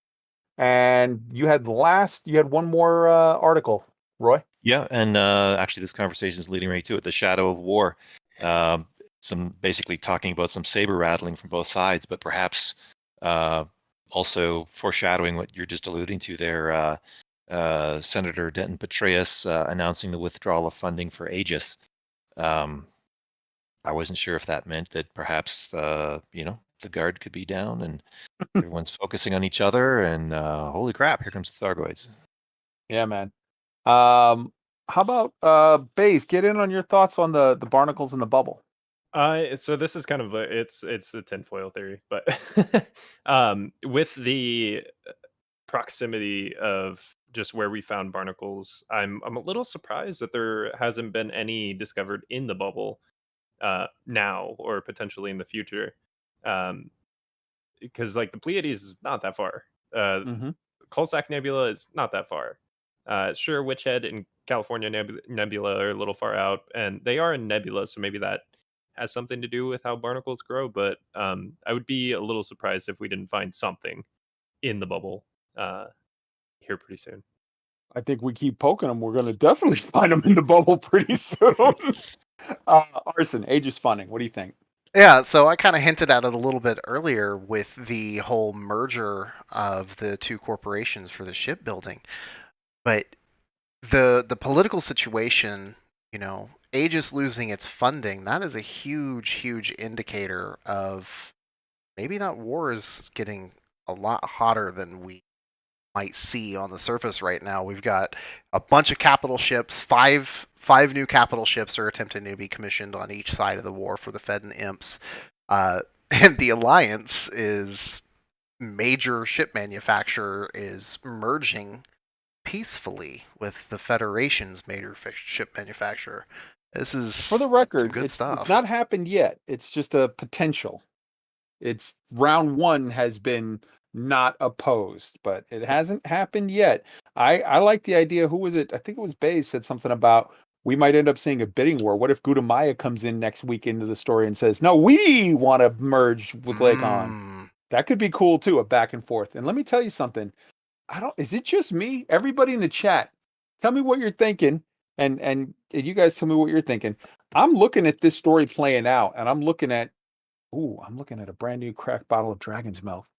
I'm looking at this and I'm thinking to myself, this is how I felt through seasons 1 through 6 of Game of Thrones, where you're watching two sides peacock and posture and get ready to go to war, when there's this whole other story going on that they're trying really hard to ignore. And I'm looking at this going, you idiots are about to get murdered by the other that you're completely ignoring while you're pointing your little swords at each other. What do you guys think? Which one? Baize, hop in. Okay. That's exactly what I think. And I'd even mentioned this before when this started off. The Alliance and the Fed started ramping up. They have their internal politics and infighting going on with like Starship One, and just the Empire kind of falling apart at the seams, trying to stay united, but at the same time there's still some resentment between the leaders.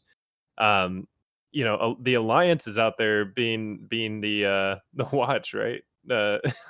Yeah, they're up on the wall, like looking at the Thargoids, like, hey, look at those things. Sort of. I mean, it's like they're on the wall, except for if the guys on the wall were like pissing on the White Walkers, going, ha, bet you can't come at me. Go ahead. Sorry, I'm sorry, I jumped in on you. No, it's fine. And then I think what's going to end up happening is the Fed and Imp war is definitely going to escalate. It may turn into more of like a Cold War where the factions themselves aren't actually at war, but groups that are aligned with them are. And at a certain point, I think we're just going to get smacked in the face by Thargoids. Yes. I think, you know what? I'm going to name it now. I'm going to coin the phrase now. Everybody use this. Let's make memes. Let's do it. We're going to call the Imp Fed little pissing match, their little slap fest. We're going to call that the Summer War. And then everyone start making things about the Summer War and then put winter is coming with a big fucking Thargoid in the back. Tweaked. What this really boils down to, no matter which direction you look at it from, for us commanders in the in-universe galaxy, is better get ready. Better get your engineering done for the Fed Imp War. You better get your axe ships built for the bugs that are inevitably going to come at us. Everybody better get ready, because it's coming. Everybody get your Thargoid memes on and just put Thargoid is coming. I cut you off there, Baize. Hop back in. Sorry. I actually forgot what I was going to say. But yeah, winter's coming. All right, so get ready. Shit's about to get exciting. All right.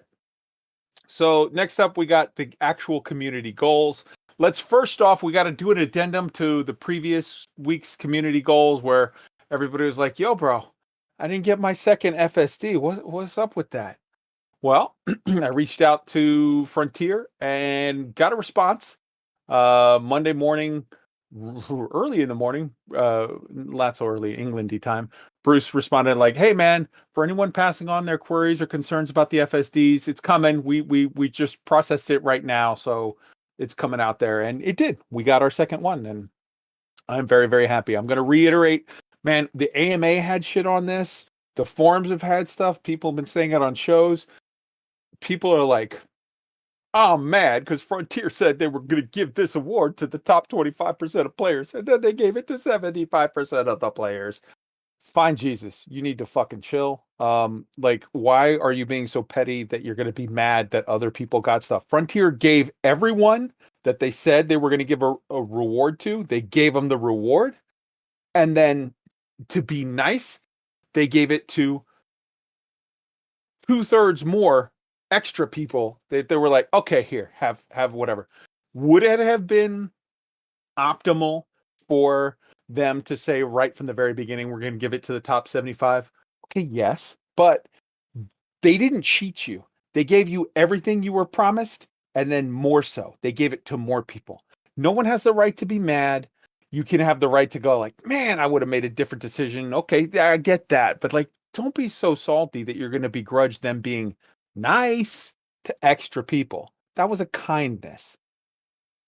Baize. I was going to talk a little bit about the double engineered module sort of exclusive CG stuff and how I think it's awesome. The fact that you can get something unique from an in-game event, which I mean we've gotten with decals and whatnot, but something a little more usable, right? Like I mean the rocket launcher wasn't that great, but but it's still like it's a good sign of good rewards for doing these community goals. Yeah, man. And I mean, here's the thing. They have to be very, very careful with regard to combat stuff. Like if you give me, plasmas or rails have the double, like they have this thing that reduces heat and that thing that reduces heat or whatever. Woo, boy, that's gonna real quick. People are gonna get salty when they get wrecked by stuff. But if they're doing an FSD that has an extra 5 light years jump range, yeah, okay, yes, for sure. Buckyballers, that is off the table. You can't use that. That's illegal because that's unfair. But in general, if you're mission running or you're exploring and you've got a 55 light year jump range and the next guy has a 60 light year jump range, it's not going to break your game. Everybody just chill, be nice, relax. It's all good. Deep breath in, deep breath out. Let's hear from a Canadian birthday boy. I was just going to say a quick point about the FSD. The thing I really loved about that, yes, it makes all the existing meta explorer ships that can take that class of FSD go 5 light years further. But for me, what it made is a bunch of what were previously slightly marginal designs for explorers now much more viable. And now there's just more things to have fun with ship designs. Like I've designed and built now an Orca for exploration that gets 67 light year jump range, and it's well equipped. It's got all the right stuff and you know, research limpets. It's got pack hounds and burst lasers and utility slots full. Like this is not a stripped down jump Orca or whatever. Like it brought a number of designs into viability, which I thought was really cool. Beautiful thing. Big salute. Big salute. I'm downing a Dragon's Milk by New Holland Brewing Company, 11% alcohol by volume, as a salute to Frontier. Good job. Thank you. That's nice. It was fun. We look forward to more. Maybe I'll say this as a okay, everyone chill. Maybe Frontier should do another one a month from now or so that gives also that same FSD, so that the people, and do it at 75 or whatever percent. If it's going to be 75, if it's going to be 50, you know, don't change it again because people lost their minds. But like, just, you know, everybody, it's all good. It's all good. Let's just enjoy it and relax, and it's Thanksgiving week. Let's be happy. All right. Next up, so that covered last week's. That was just a holdover from, and it wasn't even technically last week's. It was the weeks before, because last week the CG was non-existent. It was, hey, go rescue feds from the burning station. But this week's CG, holy cow, we got some CG. So we've got the fake CG that's a permanent thing now. Well, at least until we hear otherwise, where the Alliance wants you to go murder Thargoids and bring them bloody body parts for, you know, reasons. But then we have the two real CGs, which are truck stuff for the feds, truck stuff for the imps, kill people for the feds, kill people for the imps. The drums of war are banging. Let's look at it real quick. So number one, this is now important thanks to Stuart GT and the boys over at the Elite subreddit, because we get to bet on it and win free stuff. Yay. And then number two, this will offer you, I don't know, some little discount on something. Okay, that's nice, whatever. But it also offers you stickers. We have decals that are going to be awarded as a part of this CG. And those decals are up on the screen right now for those of you watching the video or watching it live. On the left side, you've got the decals with the little ninja star. That's the Federation side.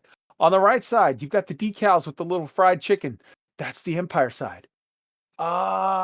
I'm going to go out on a limb and say, you know, art is a subjective thing. To me, these decals look like ass. I'm not at all excited about the decals per se, but I am a completionist, which means that my sorry behind will be going to do this thing just to win the decals because, I don't know, reasons.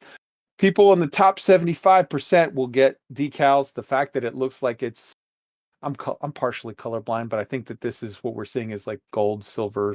You guys that can see colors right, is that gold, silver, bronze, or what are we looking at here? It's a muted version of that. I could see that maybe is what they're trying for. Yeah, could be.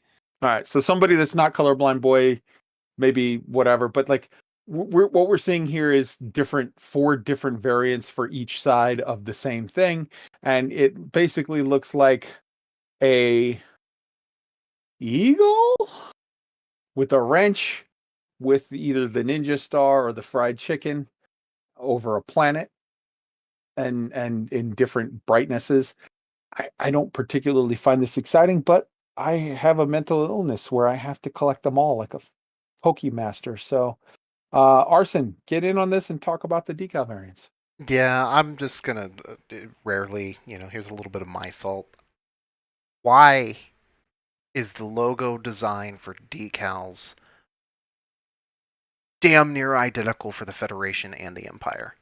I get the perspective of, you know, it's clear what CG period these came from if you look at either of the designs.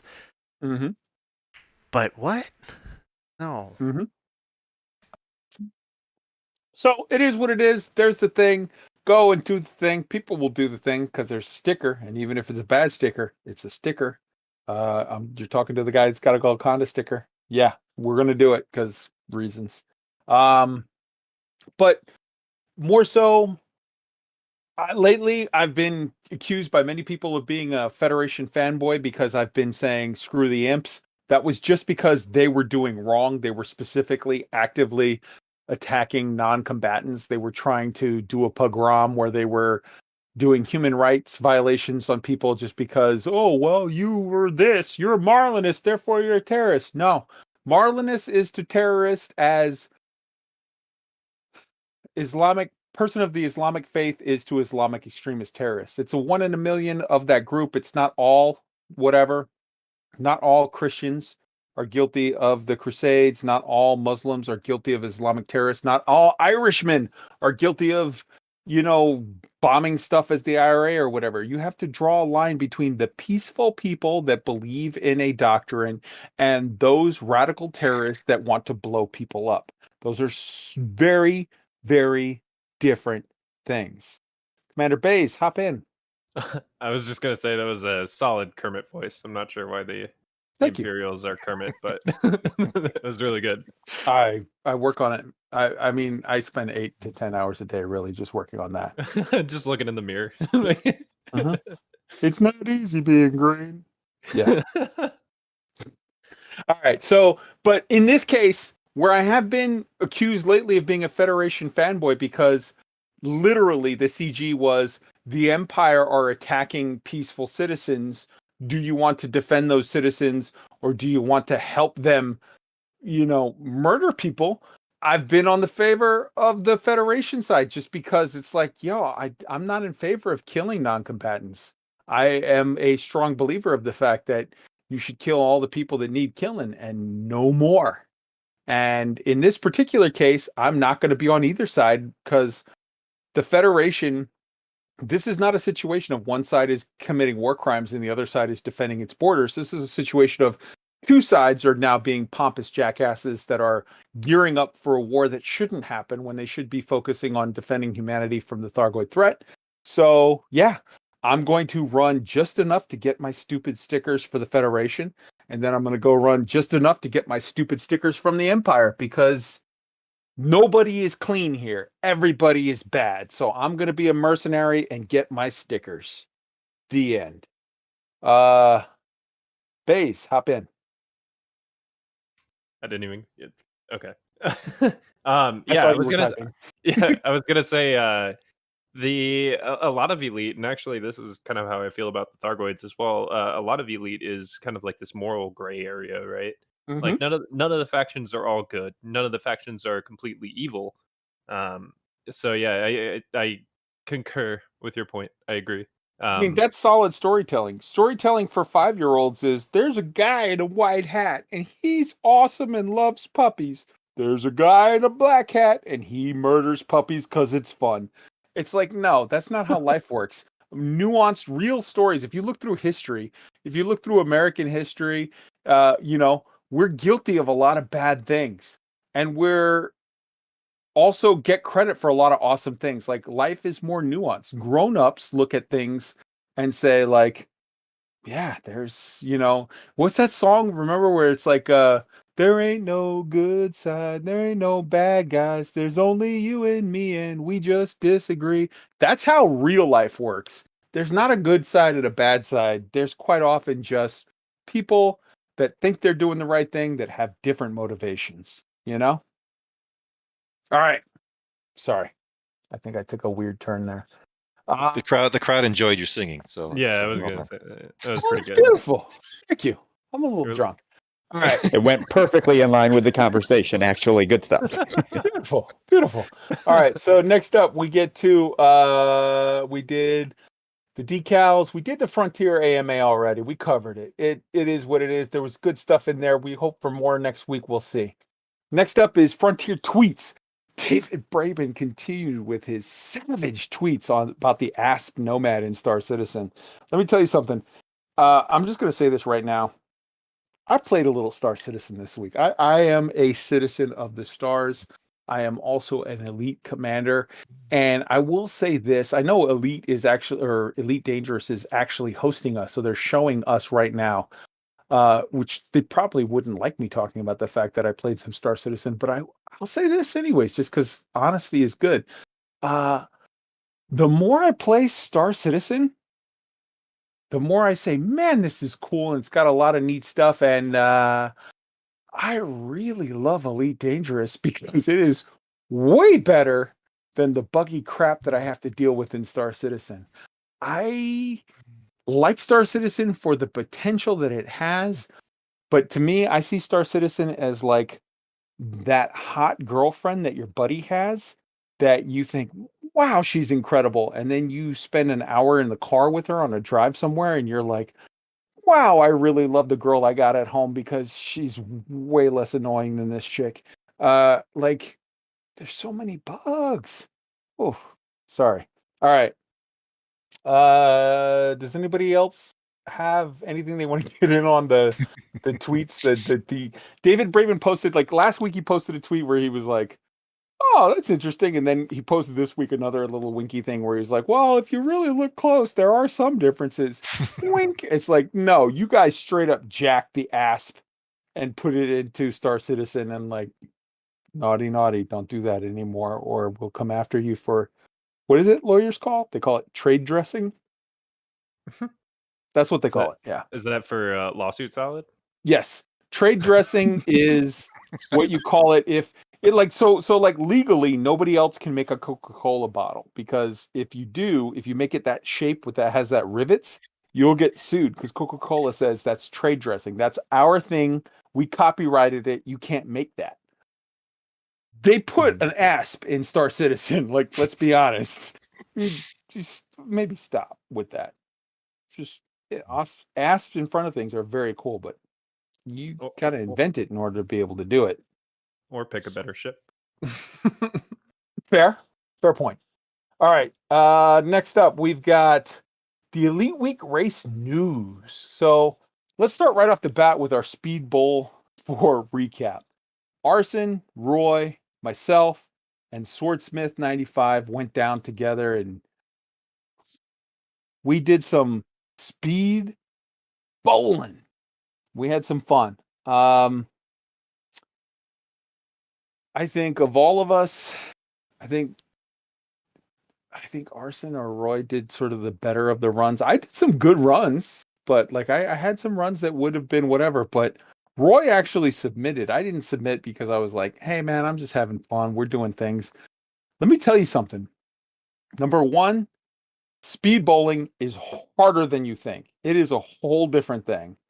And number two, holy fuck, was that fun. Let's start with Baize. You have a question, I think. Yeah. So there's this thing. I don't know if it's really official or anything like that. I've been calling it crater bowling. There's a planet in my player minor faction's home system that's got high gravity and this really big impact crater. Right on. So we go down the crater almost like a wingsuit, super close to the surface. There's these big ridges. So it's like canyon running. Meets speed bowling meets hooning, because by the end of it you're at like 2,000 meters per second. So it's pretty crazy. I don't know if you guys have tried that, but if you like speed bowling, you might appreciate that. We should definitely go do that. Roy, get in on this. Yeah, so that was a lot of fun. It was much more intense than I expected. I was thinking it would be a bit more arcadey. I don't know why I was thinking that, but getting it lined up properly so that I would be anywhere near the canyon we were supposed to fly through.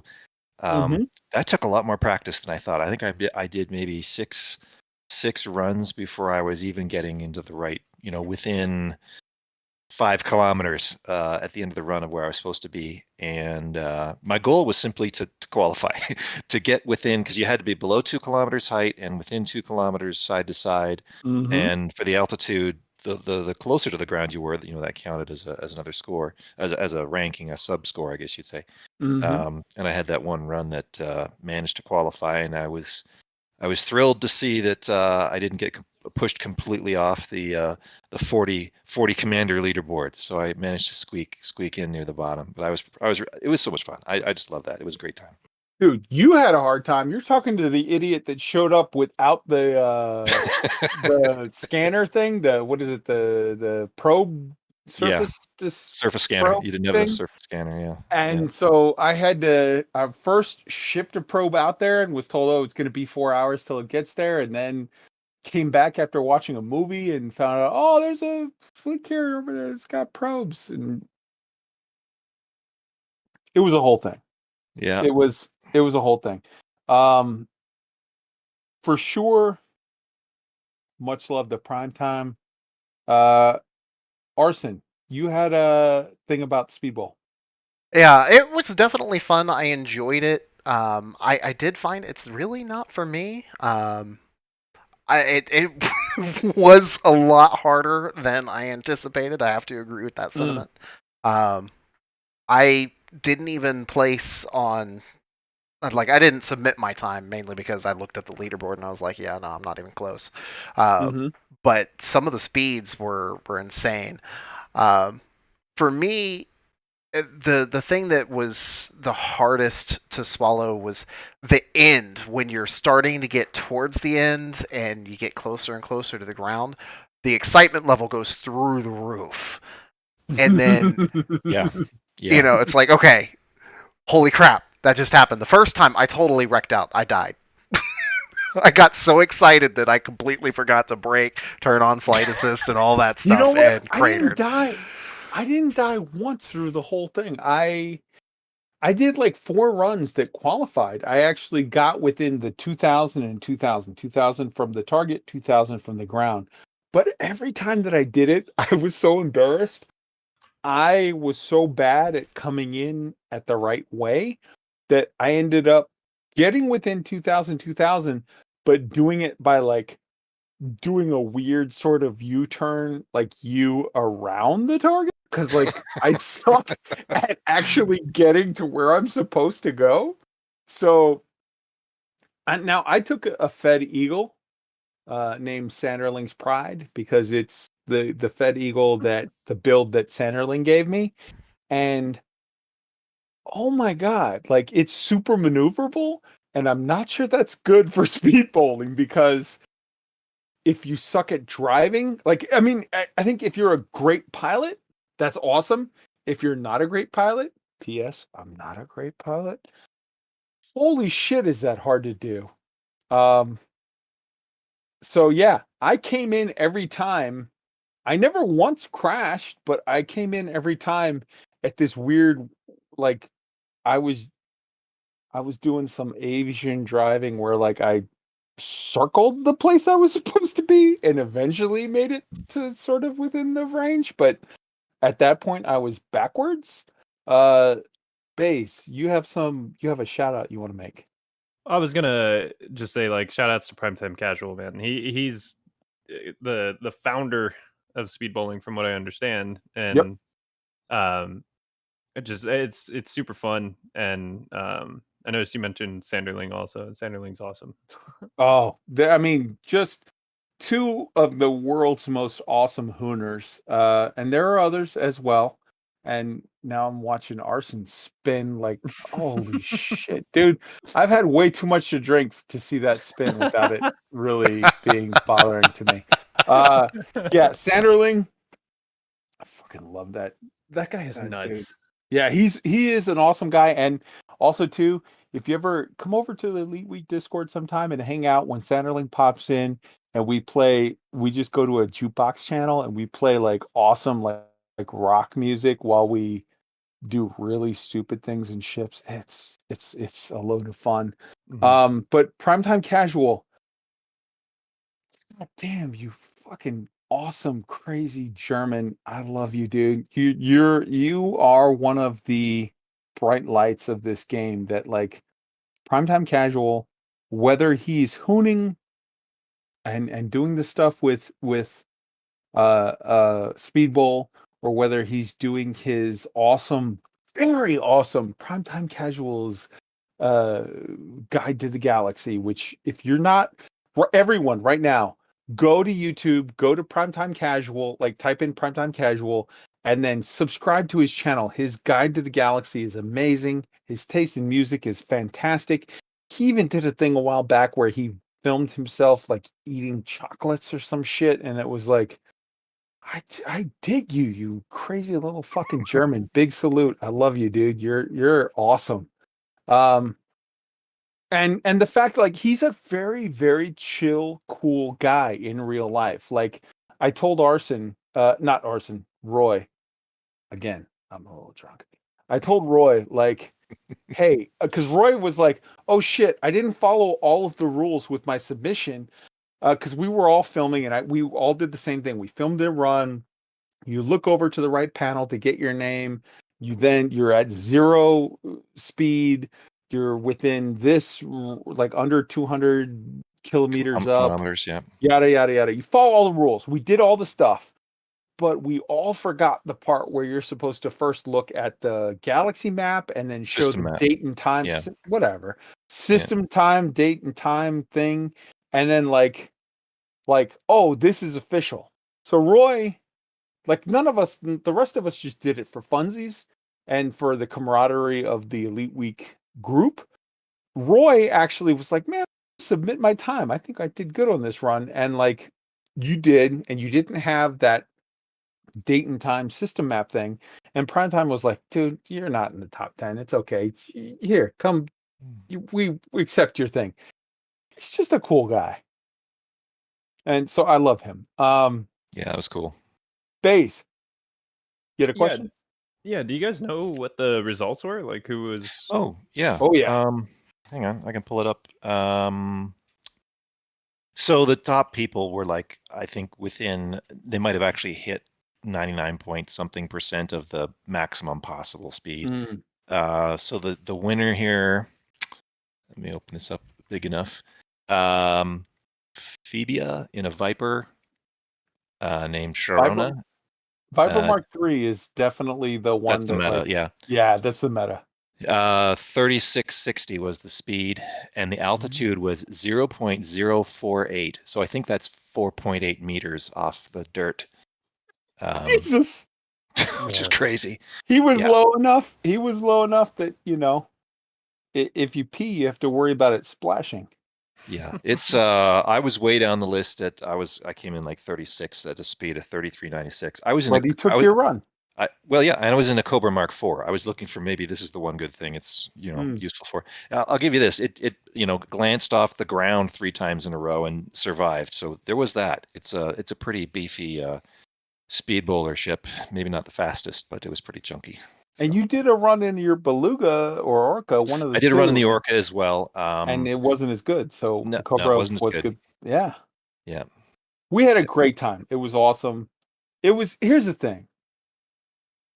This is kind of useless nonsense.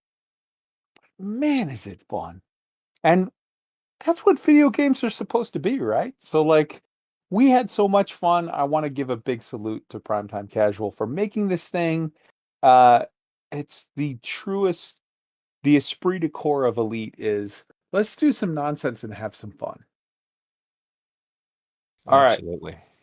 Let's go to the next awesome nonsense fun thing.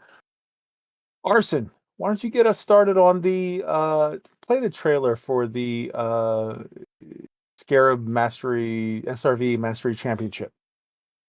Absolutely, I will be happy to do that for you.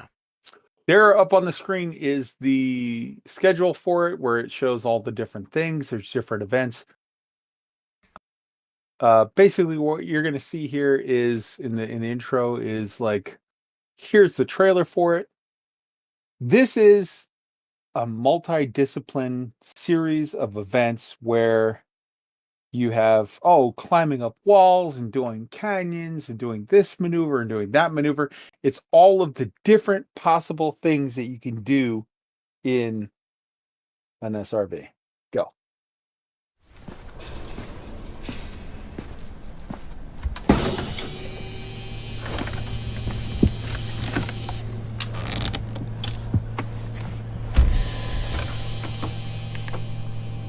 This scarab is the definition of a workhorse. Tough. Reliable. Able to take a beating and keep on running. But what she really wants is to fly.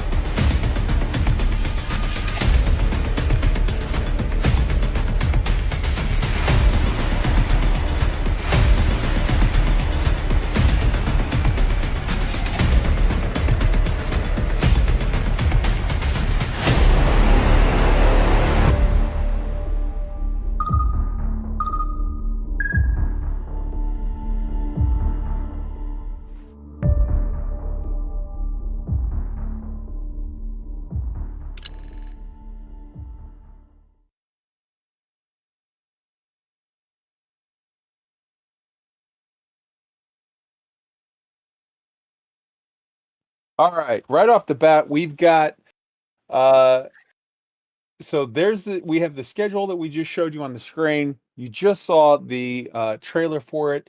In the show notes, we have the event info link, which you can click on it and get the information. We've got the forum thread where you can go and read the whole details of how it works. And we've got the Discord, most importantly. Go to the Discord. Tell them you want to get in on this. This is amazing shit. Now, Black Maze gets top quality production levels with the camera work and the whatever. He works with that other guy that I can't remember his name just right at the moment, but he does phenomenal stuff with the programming side of like getting all of the information for each of the contestants. It's absolute top quality. This is basically an interdisciplinary event where, 1 week you're going to have climbing up walls, and next week you'll have doing this kind of canyon running. Next week you'll have this kind of flying. Next week you'll have this kind of like tight turning through gates and whatever. It's all of the different aspects that make up amazing SRV control. And it is a beautiful player-made event. Baize, get in on this. One of the things that has actually kept me around in Elite Dangerous is the events that the community puts together. The game itself offers us, some content. We have the combat, we have the missions, we have the BGS stuff, we have power play. But the player-made events are, in my opinion, the driving force of Elite Dangerous and what makes it continuously fun. So, like, if anybody's new to Elite Dangerous, just get in on these. Look for them. They're everywhere, and they're really fun. Absolutely. This game, I feel like, okay, David Braben owns it, but like, we make it. Like, he literally, God love David. God love Frontier. They are like, okay, other people say they're going to be a sandbox. We're really going to be a sandbox. Here it is. Just do whatever you like. And they support the people that like do cool stuff with it. And yeah, I love that. Arson.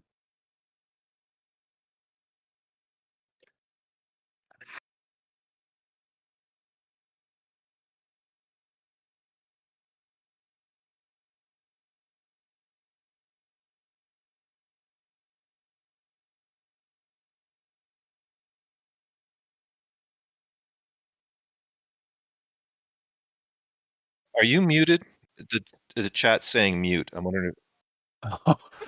Take your shots, everybody. Take a drink. Take a drink. Arson was muted. Hold on. Down in one. Holy All shit. Right. Yeah. So I was just going to say For everybody that thought that the 8-wheel drive videos that Black Maze was putting out were super exciting, this is going to be something you're going to be sitting on the edge of your seat. Because you saw some of the footage in the actual trailer there. We're not going to be just watching people drive hundreds of kilometers in a straight-ish line flywing. We're going to be watching obstacle manipulation and avoidance and all kinds of stuff, and I am so pumped. I am issuing right now a challenge. If you're listening to this show, and many people do, go do this. What the hell? Like, here's the worst that can happen is you learn a new skill. The best that can happen is you get famous. Let's do it. All right. Next up, Arson. We have another segment. Play the intro for it. And now it's time for Tweet's tip of the week. That's the tip. All right, tonight's tip of the week, ladies and gentlemen. There are so many new commanders out there, and they need to know this, but every day in OPIX, I come across veteran commanders that seem to forget this. Not just OPIX, but many other squadrons throughout the galaxy. Please, please, please, when you're flying around the bubble doing your daily dues, any NPC ship that comes anywhere near you, scan it. Lock onto that thing, scan it, and you will be amazed at how often you fill up on that data material that you just don't even think about. I was with a buddy the other day, and he's like, man, how do you always have so much? I'm like, I don't know, I just scan every ship. And he's like, oh, wow, I forgot to do that totally. Just remember, scan those ships. And that is it for this week. Simple and easy. Hell yes. All right, moving on. Real life science. Real life science. Yeah, there we go. All right, let's start off with some stuff that was in Spacetime Podcast, Season 23, Episode 126 on November 25th, 2020. Right off the bat, let's start. Oh, shit. I'm doing science. Here we go. SAG-A star spin measured for the first time. It's much slower than expected. The only two measurements that we can possibly get with current technology from a black hole is the time and of the spin rate and the mass, because we don't have any technology to discern any more than that. A black hole basically is impossible to discern more than that, because it's sort of near infinite density and zero volume, because it's a black hole. So what we know about SAG-A star, the black hole in the middle of our galaxy, is that it's located 27,000 odd light years away from us. It has an estimated mass of 4.3 million times that of our sun. And recent findings published by the Astrophysical Journal Letters surprisingly show that the spin rate is far slower than was previously suspected. Mr. Avi Loeb from the Harvard Center for Astrophysics led a team of astrophysicists in a study to determine the rate of spin by observation of its S-stars. And you might be asking, what the hell is an S-star? They're stars that orbit near the black hole at up to several % of the speed of light, which can constrain and place limits on the spin rate of the actual black hole. These stars tend to be gathered in two distinct orbital planes, and Loeb states that the data gathered from the properties of these S stars indicate that the spin rate of SAG-A star is probably less than 10% of the speed of light. This data is being incorporated into plans for the Event Horizon telescope that is supposed to study SAG-A star and give us some sort of ideas on how galaxies work. This shit is too big for my brain right now. It's crazy. What I want to know is, following the line of questioning earlier from Roy, like, are we going to get S-type stars, these crazy super going 3 or 4% the speed of light stars like orbiting around Sagae That would be star, crazy to watch and fly up right? to. Yeah. Like imagine if Frontier were to say like, okay, this is 100% beyond question. This is accepted scientific data. We're going to put in. Now we already have stuff like rogue stars, comets, rogue planets. There are shit that is, I know from talking personally to Dr. K, much love to Dr. K. They are in the game in the, what do you call it? The database, the Forge. Stellar Forge. They're in the Yeah. Stellar Forge, but they're not, like Frontier has a little checkbox where they're like, do you show this? No, because it's hard. So like, there's stuff that's out there that we don't get to see. Imagine if Frontier were to flip a switch and say, yeah, we're turning on these S-type stars. You're going to see crazy stars that come in and out of systems that you need some smart people for that shit. It's beyond me. But like, wow, that's amazing. There's a link to the Science News Astronomy Sagittarius A spin. Go check it out. That's crazy shit. Arson, you have something on this? Yeah, I've been to New Africa. For those that haven't, go check it out. The Litterance whole Hollow. Yeah, there you go. The whole idea of just being in a star system, exploring, and you feel scooping, and then all of a sudden, zoom, a freaking star just flies through the system. Oh my god, that would just be amazing.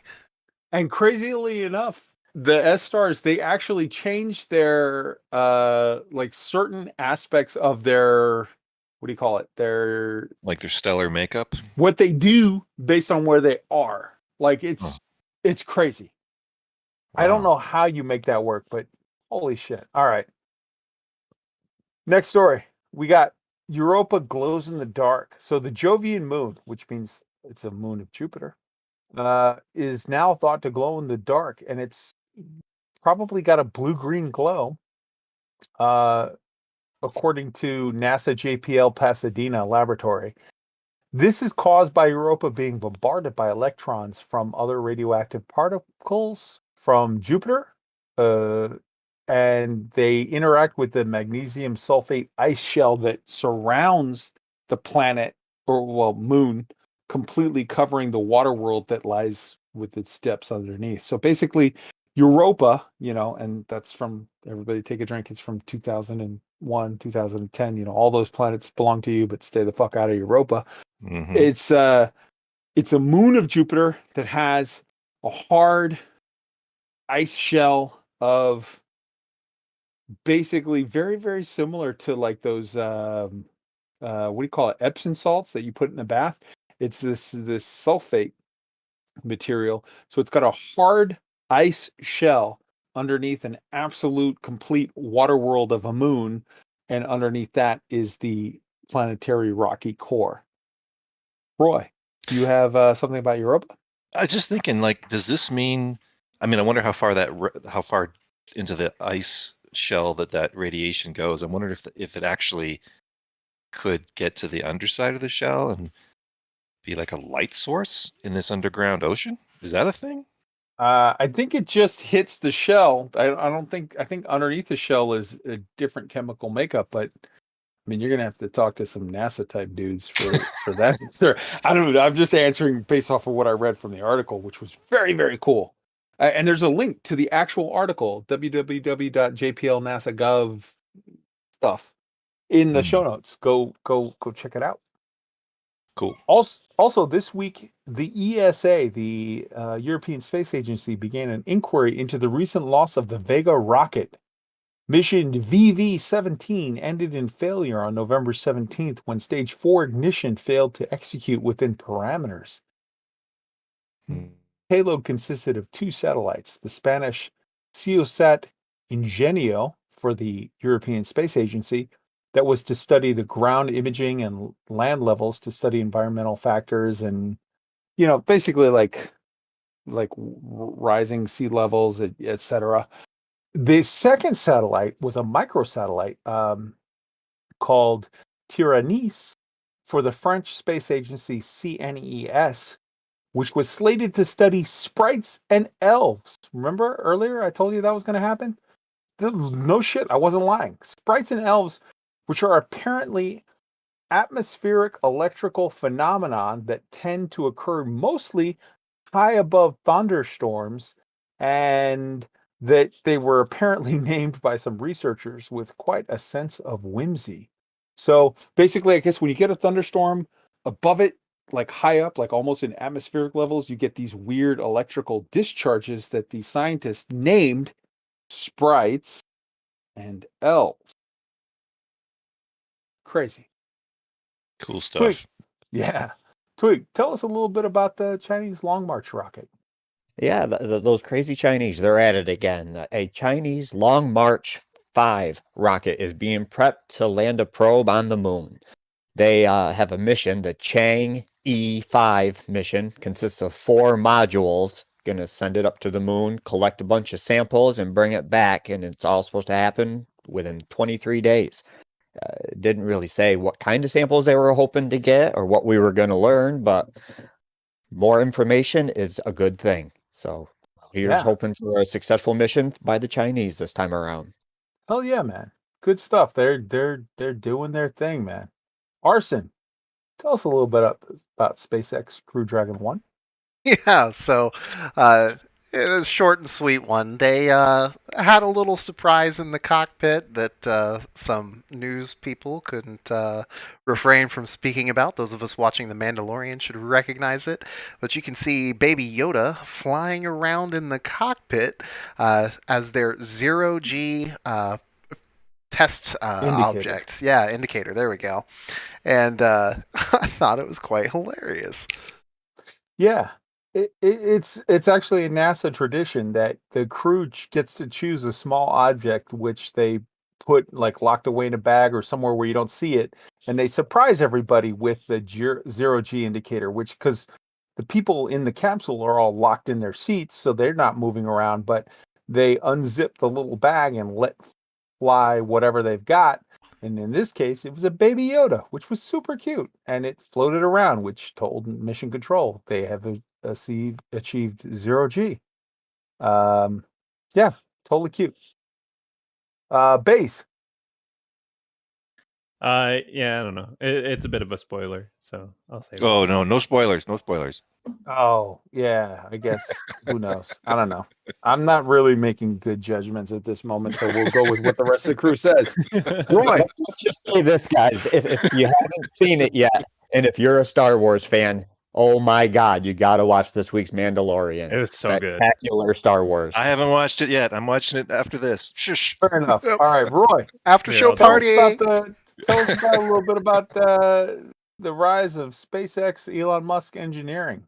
Yeah, there's a link in the show notes for a really awesome documentary video that's sort of beginning to end history of SpaceX and Elon Musk's team and his journey. And gosh, if you'd ever lost faith in this crap show of a year that there could be committed, intelligent people doing really awesome things for humanity, this will restore it. There's a lot of I was really intrigued by this too, because there's a lot of behind the scenes stuff that, I mean, I'm sure those of us who are enthusiasts about this have seen all kinds of footage already about SpaceX, but they found some more.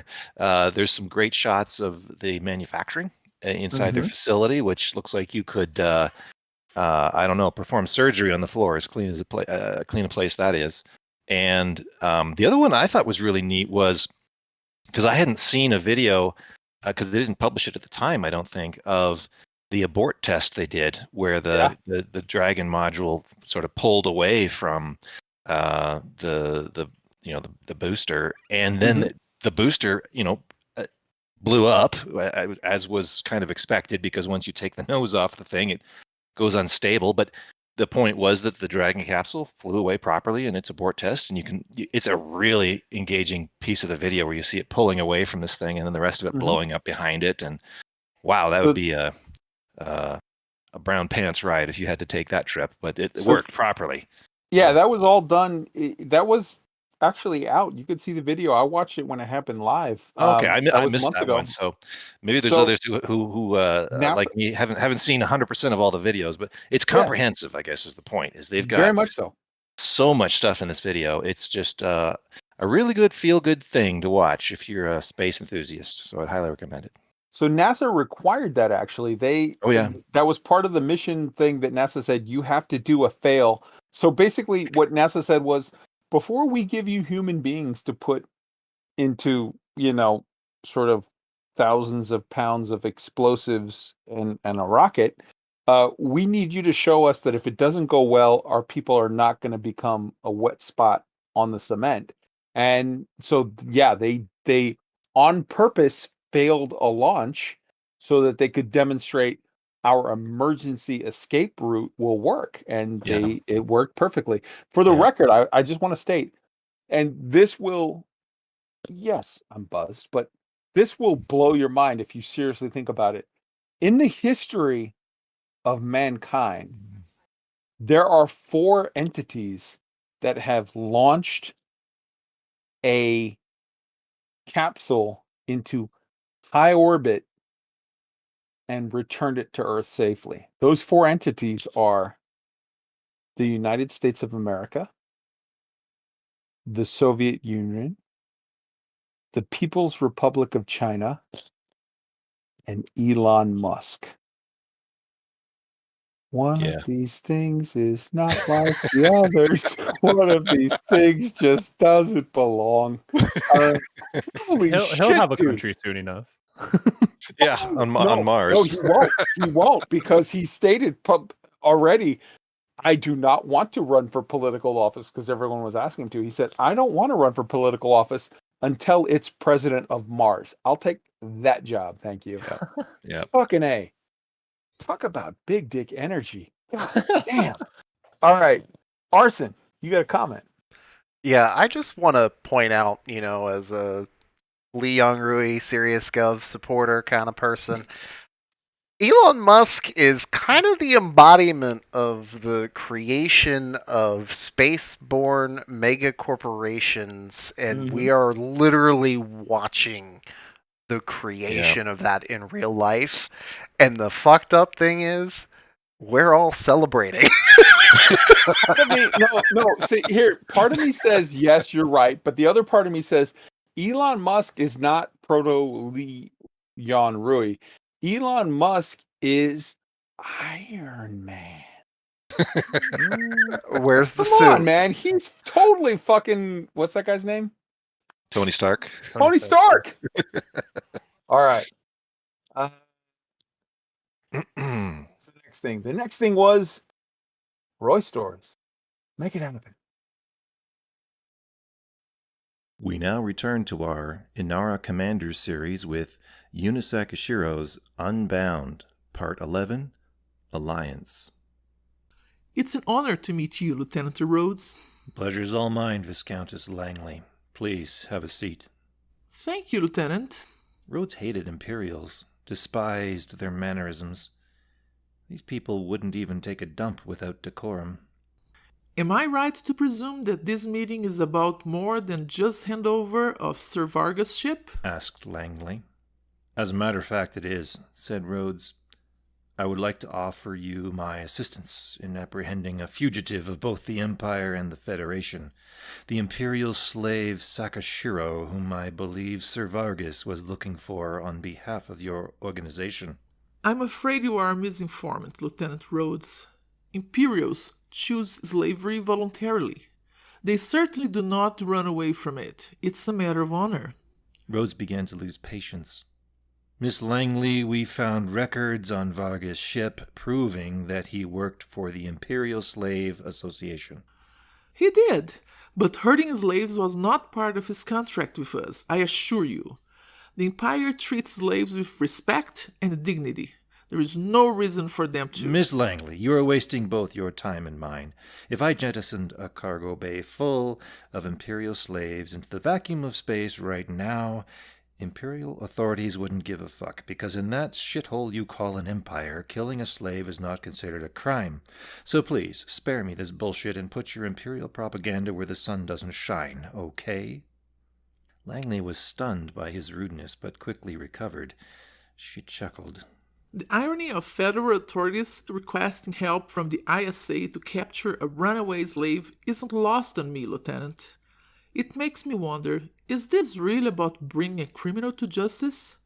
Or is it about seeking revenge for a dead childhood friend and a sister that was turned into a widow?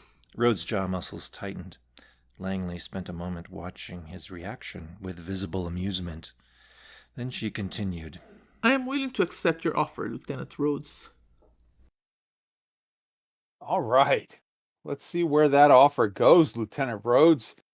Lieutenant Rhodes, you ain't got no legs. No, maybe that's something else. Never mind. All right. Community questions. Let's start off with, for discussion topics, community question 1, open only BGS and power play. This was discussed on the AMA. There was a statement from Bruce, who was like, I'm kind of in favor of it. Let's talk about this. Let's think about it. Before the show, we did a little informal questionnaire of the group. And what we got was all of us are in favor of open only BGS and power play. So I'm going to say this right from the bat. I am going to argue the opposite side, but I don't believe I'm in favor of BGS and power play. But I'm going to argue the opposite side because somebody has to. So why not this idiot? All right. Here I'm going to make the argument for open only or against open only BGS and power play, and that argument is this. There are some players who, through no fault of their own, with their internet situation or their lack of man-uppedness, who don't want to play in open. They want to play in solo.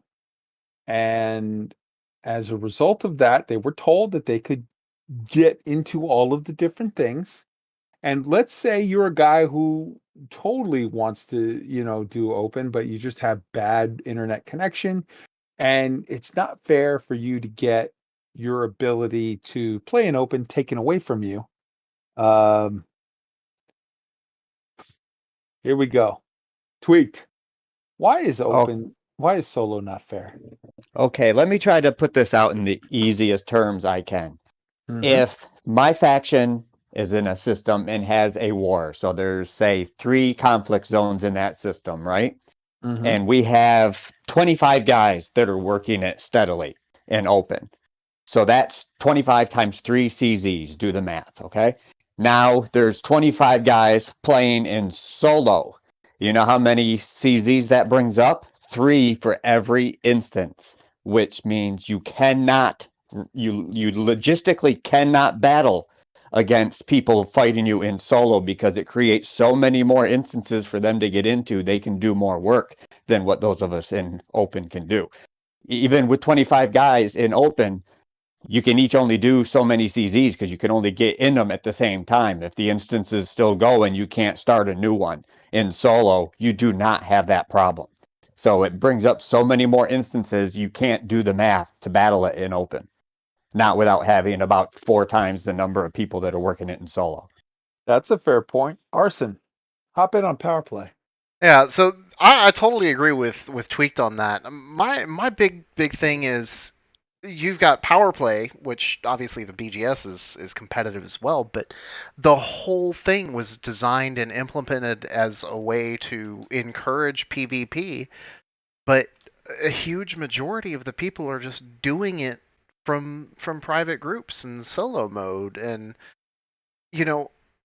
if you're going to have meaningful PvP in a game on a mechanic that's designed for meaningful PvP, you got to make it so people have to PvP to do it, or at least expose themselves to a risk of PvP. So I don't know. It doesn't make sense. I miss that.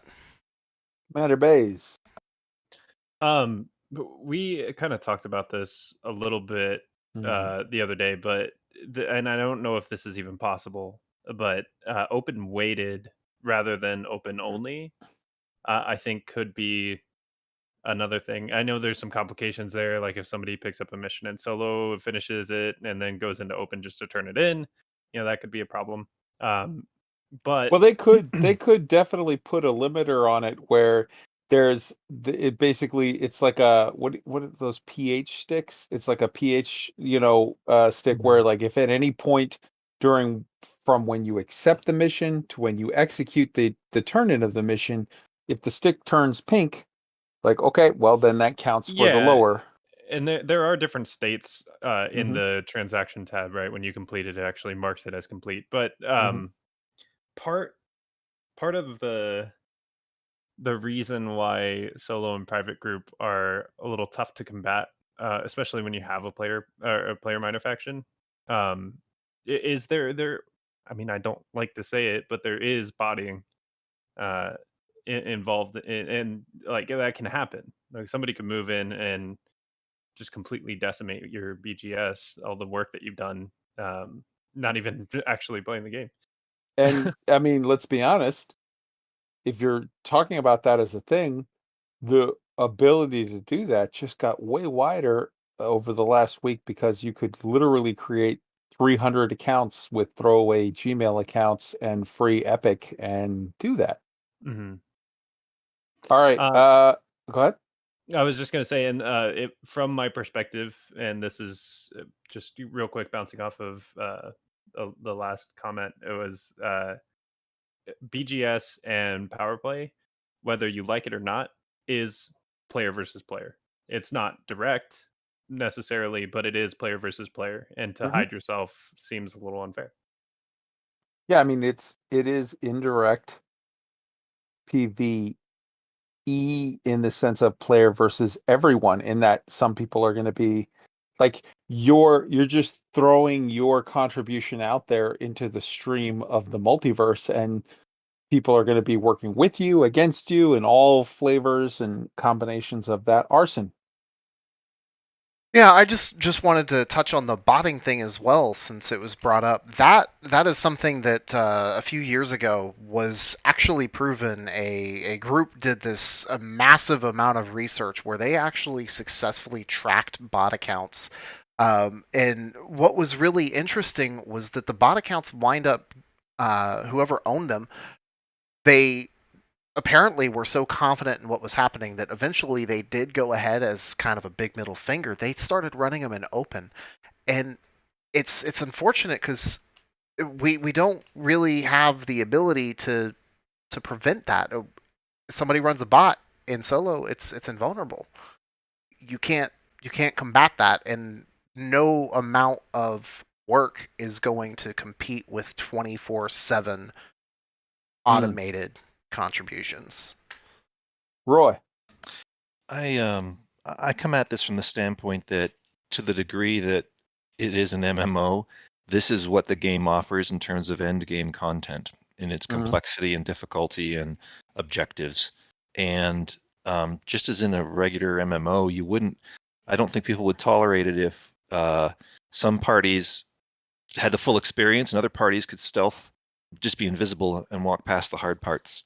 If this is not meant necessarily for brand new players. And I think there's lots of reasons to play solo private group, but some of it, aside from just play style choice, I think is a useful way for people to kind of gradually get into PvP or the more dangerous aspects of the game, so that they're not just thrown into the deep end.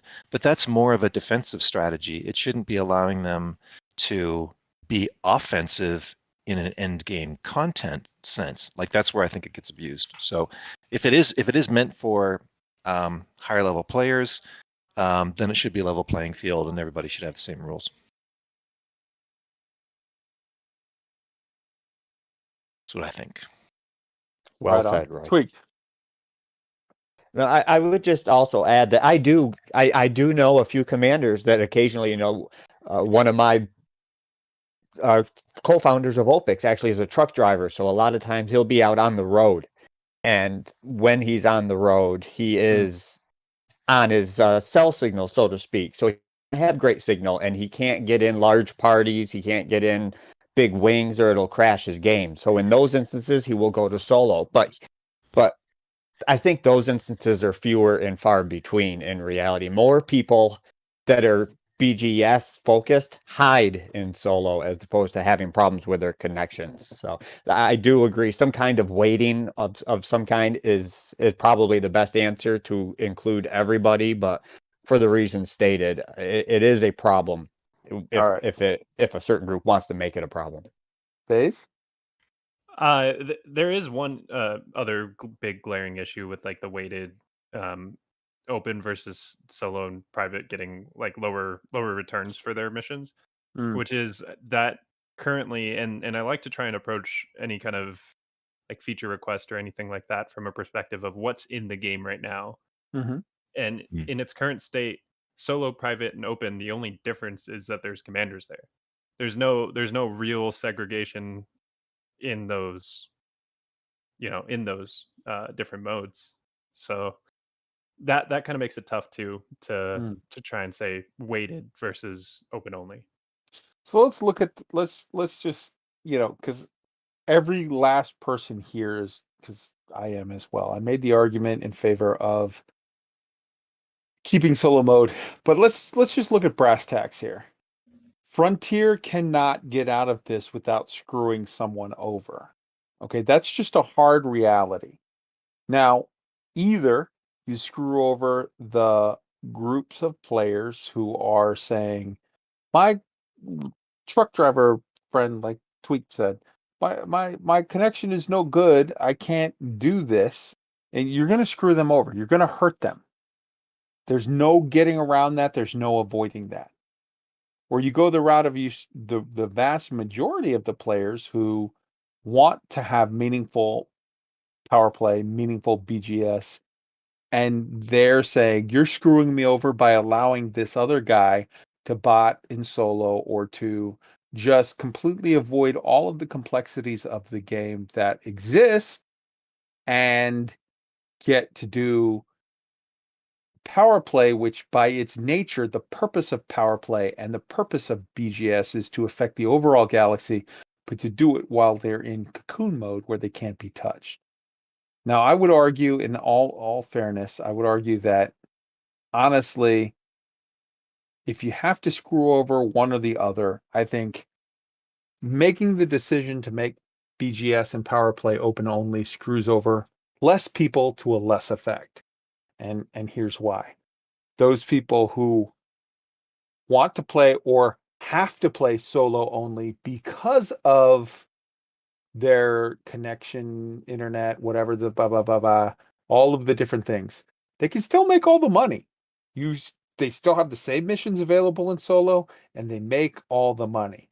But if they don't touch the BGS, and you keep that for players who are dedicated to the ideal of, I want to interact with the greater world, the greater galaxy that is being created here, yes, you make a decision that screws over X number of people.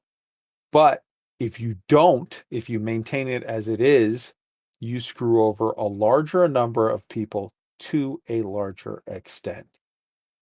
Arson, you're going to get the last thought, and then we got to wrap this up on this one. I was just going to say, I think that this particular debate is becoming more and more important because as the game is progressing, I am noticing that the population of people in open play is dramatically increasing, and I feel that the curve of that increase has been raising a lot more as of late. And, not everybody plays the game and participates in all of the content creation out here. What's going to happen when some of these people realize, oh, I'm fighting against ghosts with invisible cloaking devices? So here's the thing. There's always going to be edge cases, corner cases. Either people saying, well, it's not fair because he plays in PlayStation and I can't get him in PlayStation. Or it's not fair because he messes with the TCP IP protocols on his firewall and he makes it to where I can't get at him even though I'm supposed to be able to get at him. Yeah, I mean, true. That's the thing. There are always going to be stuff like that. But if you make it power play open only, BGS open only, you're going to get rid of a lot of the current problems. Is all I'm saying. I don't know. And you know, I'm a monkey. I barely understand what the hell I'm saying as Arson just brought up in the fucking private chat. But like, it's a thing where it's like, yeah, you're gonna have people that can whatever, but while I just said you could change your firewall settings to whatever, I guarantee you right now, if you put a gun to my head and said, change your firewall settings to where people can't get at you, I would just have to eat the bullet because I don't know how to do that. And most people don't. I think maybe many people don't. Whatever. The more that you reduce the ability of people to manipulate things unfairly, the more those people that show up ready to play and say, I'm going to put on my big boy pants and we're going to do this, get a fair shot at doing it the way they want to do it. So let's close this one and bring up community question number 2, which is rebalance. Yes, great. But why? The point that I'm making is, I don't want this to be misconstrued at all. I am 100% in favor of the rebalance effort that Frontier is making right now. But why? I mean, people say, oh, well, you know, because there's going to be some inflation. What? Inflation where? Inflation how?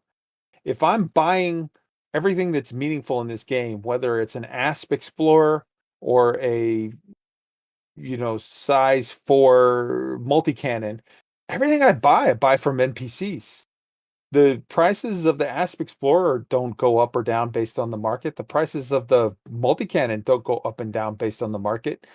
I don't even buy fucking tritium from other players, which I was so excited. I thought, man, this is going to be the thing. They're going to make a real player market. No, I buy tritium from NPCs for 4,000, you know, a ton. So what's the point of the rebalance as far as like, why is it needed? And I'm not saying that to shit on FDev. I'm saying that from the standpoint of really, let's think about it. What is the point? Why? Inflation isn't really a thing. So the only reason why you care about rebalance is, number one, to a lesser extent, you want to keep your players happy that are paying rebuy costs. But like, we're all rich enough that who gives a shit about rebuy costs? We are all rich enough that if you have a fleet carrier, you don't really care about the upkeep cost. If you're rich enough to have a fleet carrier, you make enough money that you're fine with it. So why? I'm thinking a year from now, 6 months from now, 2 years from now, at some point in the future, Frontier intends to introduce a real player economy where players have the means of production. You can build shit and you can sell it to each other. At which point, when you're really meaningfully interacting with each other to buy and sell shit, that's when you're going to give a shit about a player economy and inflation. So I'm excited at the thought that maybe all of this is them getting their money right so that in 6 months, a year and a half, 2 years, whatever point in the intermediate future they get their shit together, we're ready to have a real player economy. And that excites the living hell out of me. Tweet, you were first, then Roy. Well, I think a couple things on here. On a personal level, the reason that it's a great thing for the rebalance to be happening now is because hopefully, in theory, I will be able to do what I enjoy most in this game, and that's combat, whether that's PvE or PvP, and make a profit. I won't be forced to go, I kind of need to buff my balance a little bit. Let's go mining. Got to go mining to make some money. If I want to have fun, I can go shoot some things. If I want to make money, I got to go mining. That hopefully is going to change. And to me, that's a change for the better. But on a grander scale, long term, I think this is healthy for the game. To have brand new players, and there's a lot of them right now, to have them come into the game and be able to move into an anaconda within a week or two of laser mining is just bad for the game. It's bad for those commanders. They don't learn how to fly the small to medium ships. They don't learn how to fly defensively. Most of them don't even learn how to land without an auto dock anymore. And in my personal opinion, I think it's great for them to have to work a little bit and work their way up through the ships. It's a way of education, so to speak, of how to actually go about in this game. And it's better for commanders. Most of the commanders that move into an anaconda real quick, actually, believe it or not, end up leaving the game. They don't stay long term. They get bored. They think, oh, I've done it all. Time to go find something else to play. Whereas Sweet. those that don't, they tend to stick around a little longer. Sweet, I love you, and I'm not disagreeing with anything that you just said, but a very good portion of what I just heard was kids these days with their rap music and their pants down around their ankles. Roy. Well, let me throw another log on that fire. Look, there's lots of different reasons people play games like this. I think though that this game satisfies a couple things. Obviously, flying spaceships, exploring. It's kind of a power fantasy, which I think a lot of MMOs allow you to play out power fantasies around all kinds of different things. And I'm reminded of, actually, it was a quote from Robert Frost, the American poet Robert Frost, and my father was always fond of quoting, which was, what's the definition of freedom? And he said it's being easy in your harness, or riding easy in the harness. And the idea there is, in order to, and I'm going to tie this back to like the power fantasy in the game, it feels legit. It feels like a sense of accomplishment when you've actually had to overcome some constraint. Like what you were just saying about anybody who owns a fleet carrier by now, they can easily afford anything. Well, there's no constraint there, and that actually takes away fun. And if the primary goal of the game is fun, I hope that in the course of this balancing, and maybe this isn't popular, but I hope you can see it from the standpoint of increasing fun, is get these things balanced so that all the different game loops can take you somewhere. But I hope it's not all to bring things up to a level where, people go from Sidewinder to fleet carrier within, whatever it was Astro was able to do. And because it's the journey along the way of getting over these obstacles and really feeling the sense of accomplishment as you move up through different ships. And people who played the game for 4 or 5 years have that experience. People that are playing it now, they're coming into a kind of a broken system where, unless they have some recognition of this this merit of experiencing all the different levels of the game, and they have the discipline to make themselves do that, and they just want to go for the, let's get the cookie quick, they're going to miss out on all of that. So I think that's what can be corrected here, is put the game back in order so that you can really feel a sense of accomplishment when you get, insert dream ship here. That's what I'm hoping for. So number one, that was really well said. And number two, I just want to point out to the listeners of Elite Week, only here will you get power panties to Robert Frost in one sentence. 1 degree of Kevin Bacon. Cmdr Baize. Yeah, so a lot of it was already said, but yeah, the new commanders coming in, I think these changes are more for them than us that have been playing for a long time. And I think the people that have played this game for a while need to just recognize that and understand that that's a thing. On the note about like players getting into an anaconda and just never playing the game anymore, I actually have a friend who got into an anaconda in like 2 weeks and is like, all right, well, I did everything. Legitimately said that. And he doesn't play the game anymore. It happens a lot. It really does. Yeah. And then on the desired gameplay loops, which is another one of my notes here that I was going to talk about, but you guys beat me to it. I don't like to mine. I want to do combat, but I also need money in the game so I can buy ships and pay for my rebuys. And to say that, and I've heard a couple people saying like mining doesn't need to be nerfed, like how are we going to make money, so on and so on. It's like, man, step in my shoes for a minute. What if mining wasn't good? What if you hated combat and you had to do combat in order to make money? Like it's still unfair, the amount that you can make from mining compared to a lot of the other stuff that you're like, think Thargoid combat, for example. You're risking so much for pennies compared to what you would get in mining, which is almost not even a risk. And what you're talking about is not a crazy hypothetical. What you're talking about is 2016 to 2017. Literally, there was a roundtable discussion in 2016 in which Yamix made the statement, oh yeah, maybe we'll have to go mining for money. And him and Down to Earth Astronomy were laughing their ass off because at that time, at 2016 to 2017, everybody knew if you wanted to make money, you could do. There was combat as an alternative, but the real money was Robigo, and mining paid dog shit. And so it's yes, GMX's fault. so well, everything can be, but no. In fairness, in reality, the fact of the matter is everything goes in cycles. The time of mining has been for so long that there are so many people that don't remember anything else. And the fact of the matter is what we should be striving for, what we should be hoping for, is some form of balance such that the miners can be happy, and the combaters can be happy, and the mission runners can be happy, and the explorers can be happy. Arson. Yeah, I'm gonna latch onto that mission runner statement.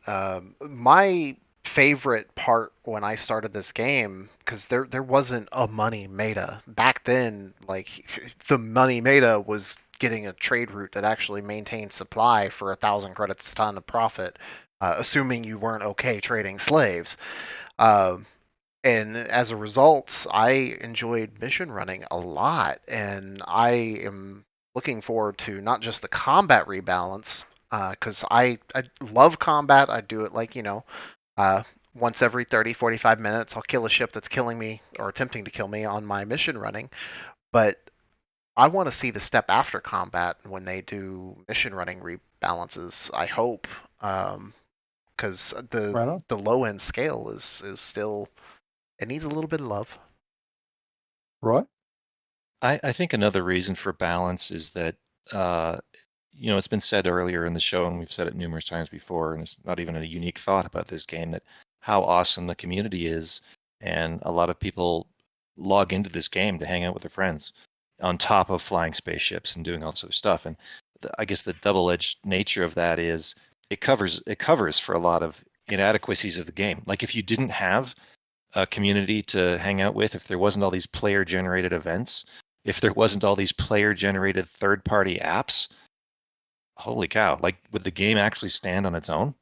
And I think it's worth reflecting on that, because they're trying to fix some serious infrastructure here, and what's giving them the time and the buffer to do that is we're all happy just hanging out with each other and finding the good aspects that we can of the game to play, which are still awesome, and people have made it awesome because it's a sandbox, but they really ought to fix this stuff to make the game right on its own.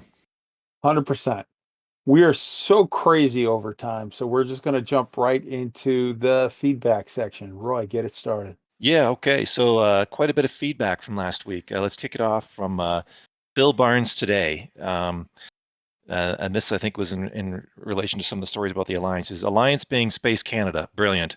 Also, the 10 thumbs up bit wrecked me as much as I did not want it to. But the open-only thing, Kai, that's a dangerous box to open, and you opened it. Get it? Anyway, like you guys said on the stream last night, that's a very troublesome proposal, opening all sorts of holes needing patching. This was like the open-only proposal.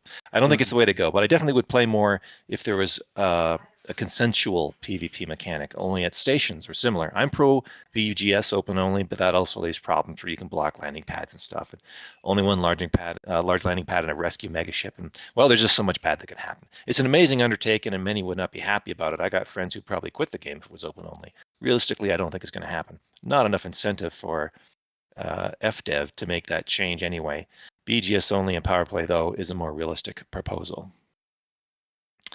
I'm gonna let you in on a little secret. I didn't really mean that we should kill open only. I was trying to open up sort of a loop of discussion that would lead to people percolating on ideas of what you could do to in both cases, in the open only group, how you can make things a little more friendly to the Care Bears and take away some of the stuff, such as you can make it to where when you land on a megaship that has one pad only, after 20 seconds, it throws you into solo mode for the time that you're there on the pad so that the next guy can fucking land already.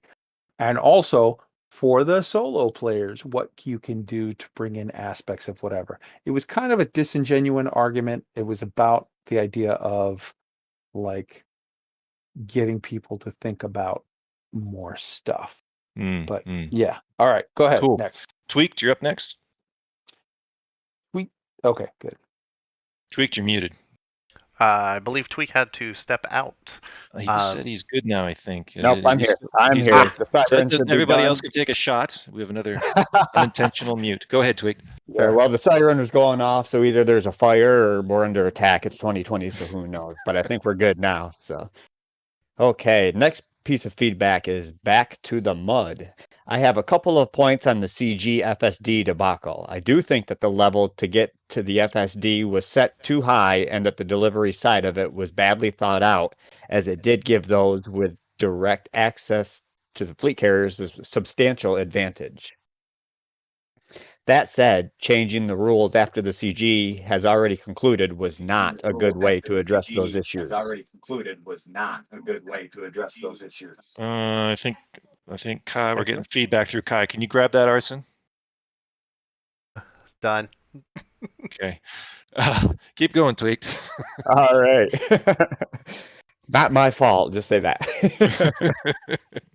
Not only did some of us put in the effort and more importantly the time to reach the top 25%, but realizing there was no time to complete both CGs, many of us focused on only one.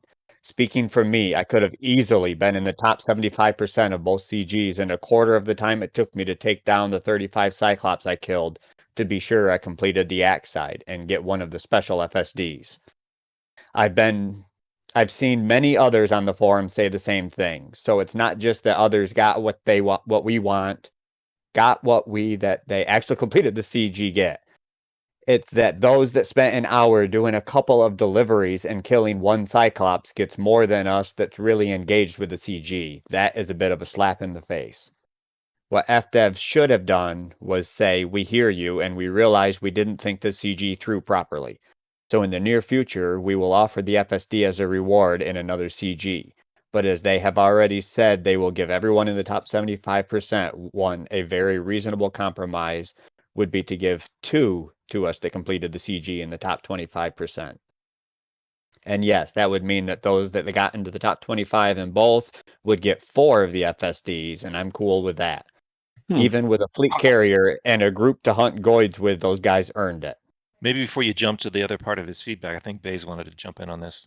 Yes. Like one of the compromises that I kept hearing, which I thought was a pretty decent idea, was actually going top 50%. But like, not necessarily caving to the top 75, because I killed 2 Cyclops and I was in the top 75. It's very non-linear, yeah. But you know, a negotiation, right? Meet in the middle. I think top 50% was still a struggle for a lot of people, and that would have been, I think, a good compromise rather than caving to the 75% request. Yeah. You want to finish that one up, Tweaks? Certainly. It says sidestep to other topics. I don't think it's the pulse wave scanner that's the problem. The current issue started with the same patch when they tried to stop abusing to SLF to mine the egg. I think they did something to how mats spawn in, and it turned out to be really difficult to fix. I think the best way to encourage open play is to have a functioning justice system. A good start would be that you can't pay off bounties for murder. Also, put bounties on you as a commander instead of on the ships. Severely increase the bounties you incur for killing clean commanders to the rebuy of the ship you destroyed, or the rebuy of the attacking ship if it's higher, and remove the 2 million credit bounty cap. This isn't a perfect idea, but it is a start to the discussion. Do you have a quick one, Baize? Super quick. Yeah, I think I talked about this with Kai as well. There is kind of like a player bounty board, and I would love to see them expand on that and use the community as the sort of crime and punishment system. I think that would be a good move. Absolutely. Arson, you're up next. Yeah, I'll trail off that. There are about 3 threads a week on crime and punishment requests. So Frontier, it's there if you look. But the next piece of feedback comes from SUBREDDIT, starting with a disclaimer stating, I'm in the middle of nowhere, therefore not involved in current CGs, but reading the above comes off in a particular way. Give those with direct access to fleet carriers a substantial advantage. That's everyone in the game, owner, passenger, visitor, and it sounds like a faulty case of offering. Othering. on those who actually own one. Have access to one via friend or squadron locks against those who don't, yet can still work with one that is open to all. AX versus non-AX, doubt Frontiers picking out AX by intent. On time, the CG runs for a course of time, determining the outcome by the time one put in, and not how much of a required goal they put in, is a type of barrier that a lot of players probably would be highly abject against for CGs, particularly those that don't have many hours due to work or home obligations. Changing rewards after conclusion, however, is not a way to handle anything unless there is a very well-defined, legitimate reason for it. As far as open play, no remarks to make just yet. The next one was an interchange actually between Greendale and Kai. Greendale started out with, for the millionth time, Star Citizen is a scam. It is being run by a scammer who is funneling the money to his friends and family. Stop with this stupid tribalism bullcrap. It's not tribalism. It's not our fault that Star Citizen is a scam. Speaking the truth is not tribalism. No Man's Sky is a decent game, and people should try it. People should try X4. Star Citizen is a scam, and no one should give money to the project or stream it. To which Kai responded, "You're clearly the kind of guy who, when he sees a political commercial for the candidate he doesn't like, screams obscenities at the television in a mall, full of children waiting in line to visit Santa." Now, while many people would quite correctly point out that this makes you a rage-filled, narcissistic know-it-all asshat, I personally find it to be just adorable. So keep on shining, you crazy, rage-filled little font of knowledge. Diamond, you. To which he replied, the timestamp for the Dark Wheel update should be closer to 3730 and not 4054. Edit, maybe the rest of the timestamps aren't correct either. To which he replied, yes, my tech guy decided to edit out over 2 minutes of dead air at the beginning of the episode after I'd carefully spent 3 hours listening to the stream for podcast edits and noting every timestamp. Hence, every timestamp being like 2.5 minutes off. I refuse to do them all over again. But if your OCD will not allow this injustice to stand, then I wholeheartedly support you in your mission to do a better job of all the timestamps, with another comment that lights the wisdom, that the light of your wisdom may actually got cut off there. But that's as far as we got on that one. I think, yeah, probably, and this might just be because I'm drunk. Probably I shouldn't tell the people that comment on our show every week that they're an asshat and go away.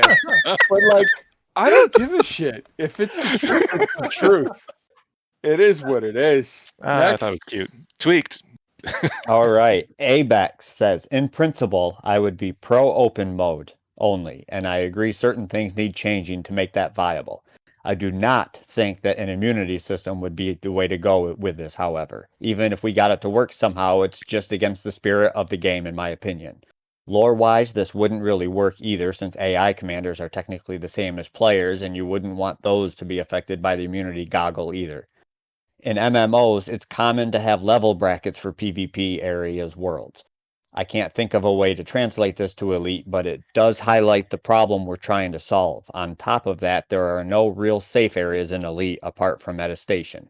It's really weird that I feel just as unsafe in an anarchy system as a high security one. Changing the justice system goes some way to mitigate that, but doesn't really solve the whole problem. One way to do it would be to increase the security system, or system security presence, and have them drop in quickly when you get interdicted. Maybe even with healing beams or really powerful ships to blow up the attacker. It feels a bit too gamey for my taste, but my core stance remains. Secure space should feel safe. Let me hop in real quick just for a moment and say, Abex, that is fucking awesome. I very much agree with that idea. We're going to make a community discussion topic thing next week. The idea of talking about how Crime and Punishment can be redone, because I 100% agree. When you're in an anarchy state, you should feel scared because it's whatever. When you're in high sec, this is the Eve in me, but like high sec should feel safe, low sec should feel unsafe, null sec should feel crazy Wild West, anything goes. And like, yeah, I'm down with what you're saying. Next. Arson. Yeah, I'm going to trail off that. Even me as well. I remember when this game started, so many people that like solo mode being, don't make this game Eve. and shooting down everything that would have given them the protection to enjoy the game in open.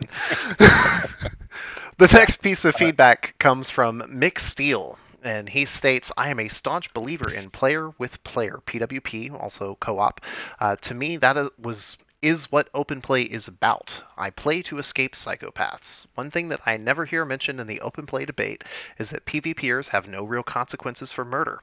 The proposal that PvP be opt-in has merit, in my opinion.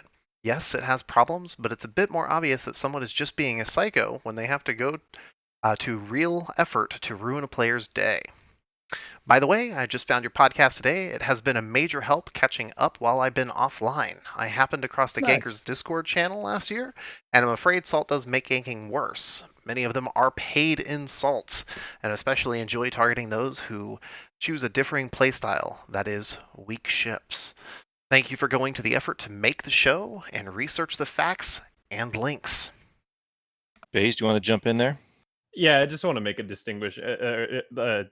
PvPers and gankers, I would say, are not quite the same, but that's my opinion. No, 100%.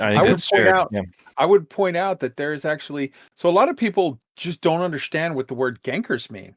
And they say, oh, this guy, he ganked me. No, he didn't. That's not possible.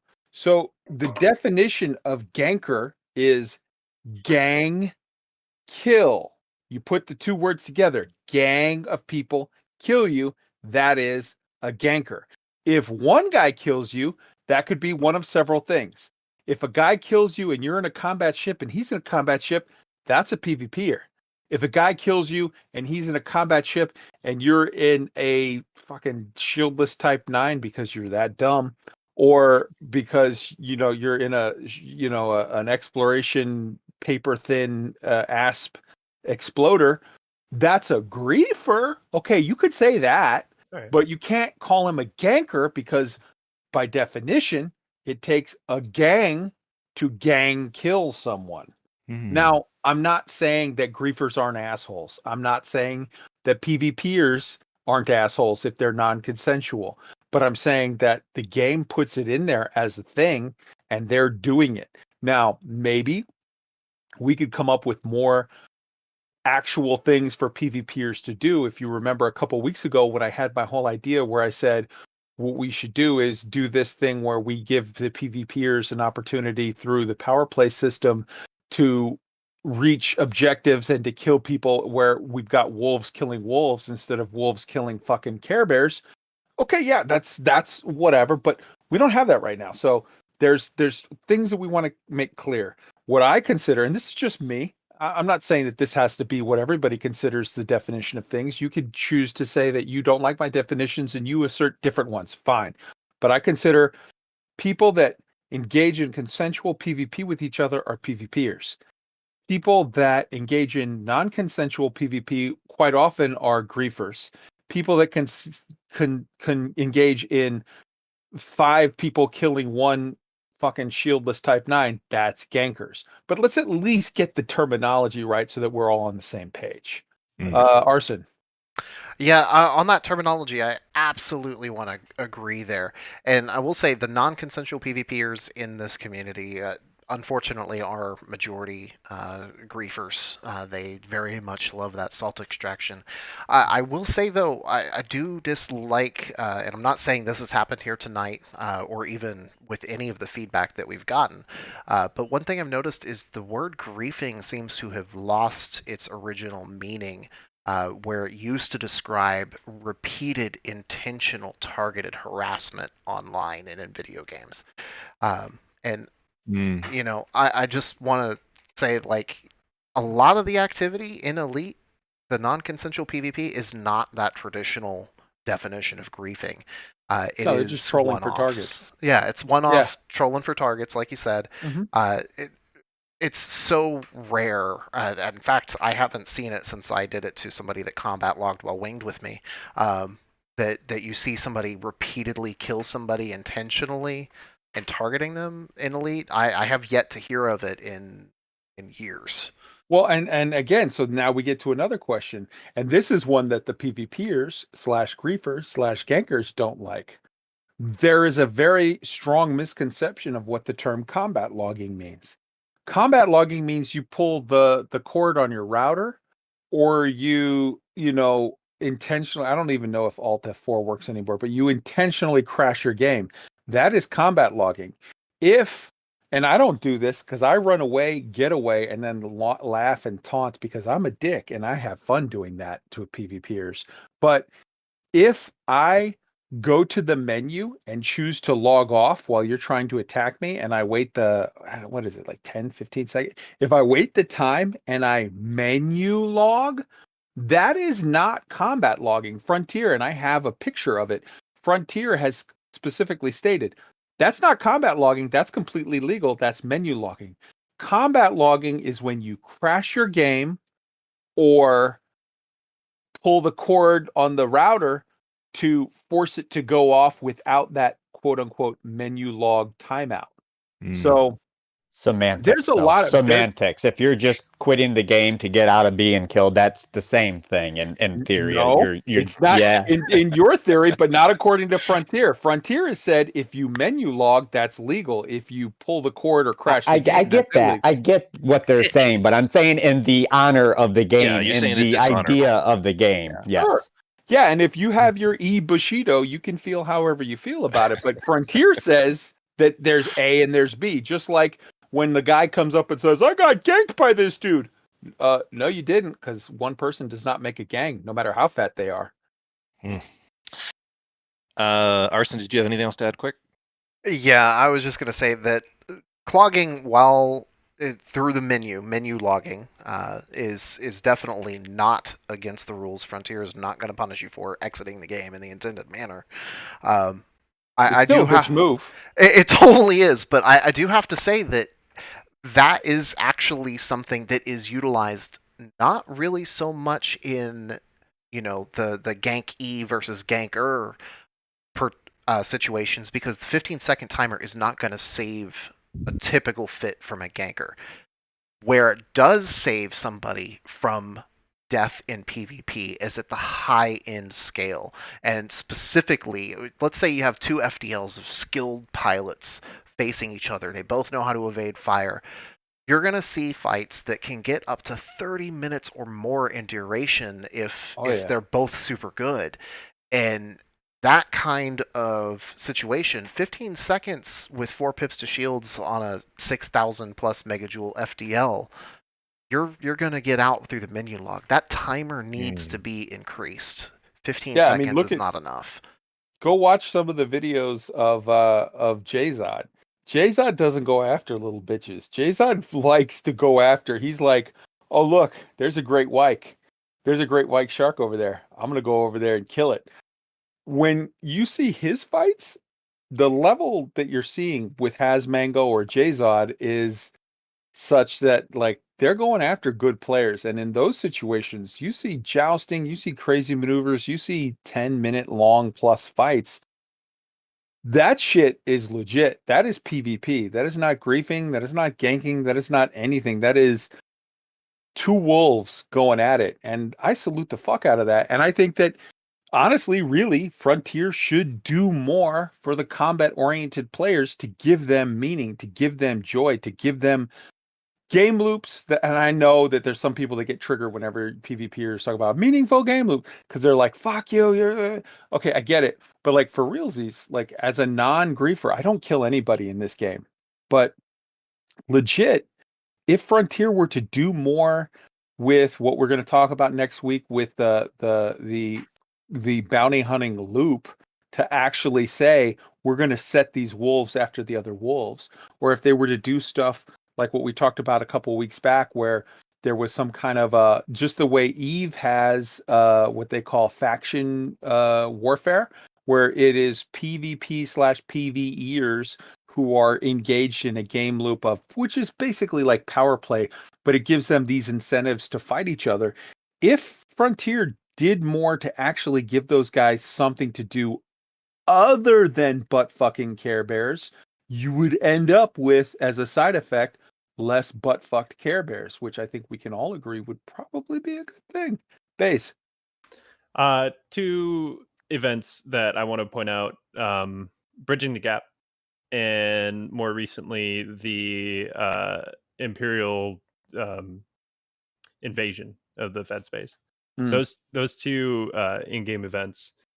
I actually got some really good PvP out of that. That was like straight up consensual. Like the conflict zones, we were on opposite sides. We started shooting at each other. That felt really good, and I would love to see more of that.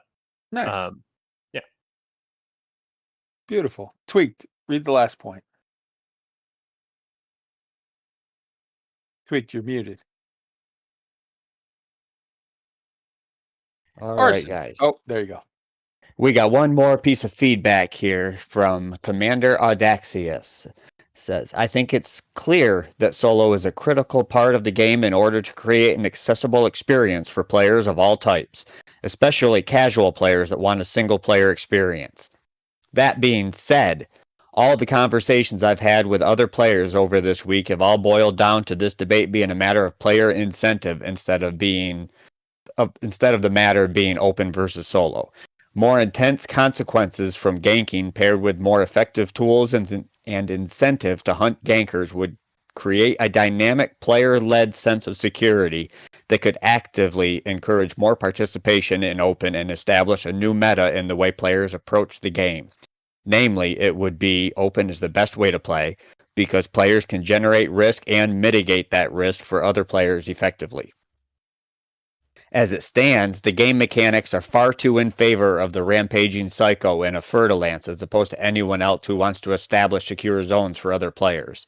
In essence, a high security system should feel just like that, and an anarchy system should really feel that way. I would go so far as to say that ganking an anarchy system should not bear any penalty at all.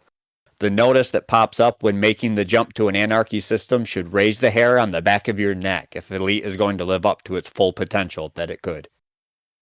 So, first off, let me just say your basically your feedback was very similar along the lines of Abex's, and Abex up until Abex basically had the winning feedback that was going to win a prize, and then I got to yours and it was the similar thing but with more elaboration and more points, and basically as I heard it, it was more fuck yeah.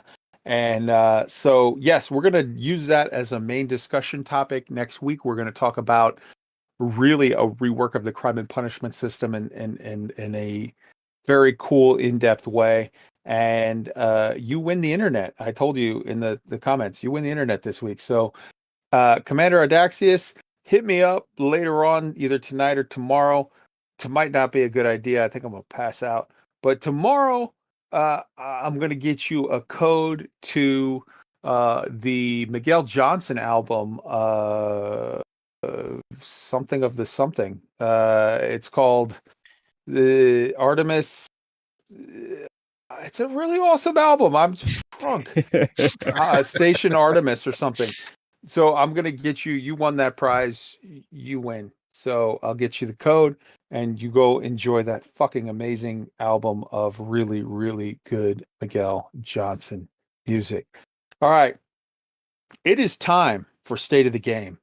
It's Thanksgiving weekend, so I'm making a twist on State of the Game, and I'm going to, don't give us your State of the Game, give us what you're thankful for. And I'm going to go first. Here's what I'm thankful for. 2020 is an absolute shit show of a year, and it's just continued to get worse as we go along. 3306 started off pretty shitty, but holy crap has 3306 picked up. Frontier has made it such that I can honestly say of my life right now, it was the best of times, it was the worst of times, because 2020 is just absolute nonsense wall to wall. And 3306 is just looking brighter and brighter every day. There's more cool shit that they're doing. They have changed the tone. They have every kind of stupid bullshit metaphor you want to make. They've turned the tanker. They've turned the tide. They've crossed the horses midstream. They did whatever. They've slayed the Stay Puft Marshmallow Man. Shit is good. And just when you think it's like, okay, they're doing what? Oh, they're giving us space, like, oh, they're giving us this. They're doing what? oh, they're gonna balance shit and make combat stronger. They're doing ask me anythings, and they're answering quite like.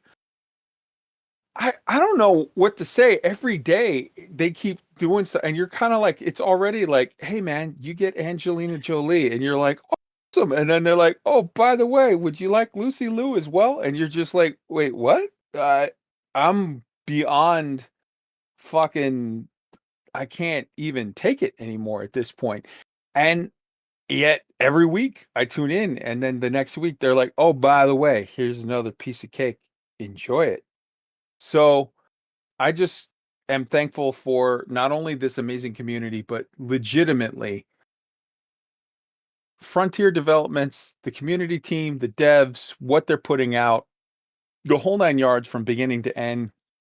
The ride just keeps getting better. And then they're like, oh, here, have also free alt accounts. Oh, have another this, have another that. What? Have some FSDs with double engineering. What the fuck? Like, okay, thanks, guys. So that's what I'm thankful for. Arson, state of the game, what you're thankful for. I'm thankful for seeing all of these new players / accounts everywhere in the noob space before I kicked myself out. It's so phenomenal. The population obviously is growing, as was evident by the 250K giveaway that's happening with Reddit that Stuart GT announced earlier today. The population is going up, and I'm seeing more people in open. I was already seeing an increase, like I mentioned earlier, but it's not all shooter types. I'm seeing every kind of person, and it's great. Roy, what are you thankful for? I got 4 things. First up, I'm thankful for David Braben for keeping the elite dream alive since 1984.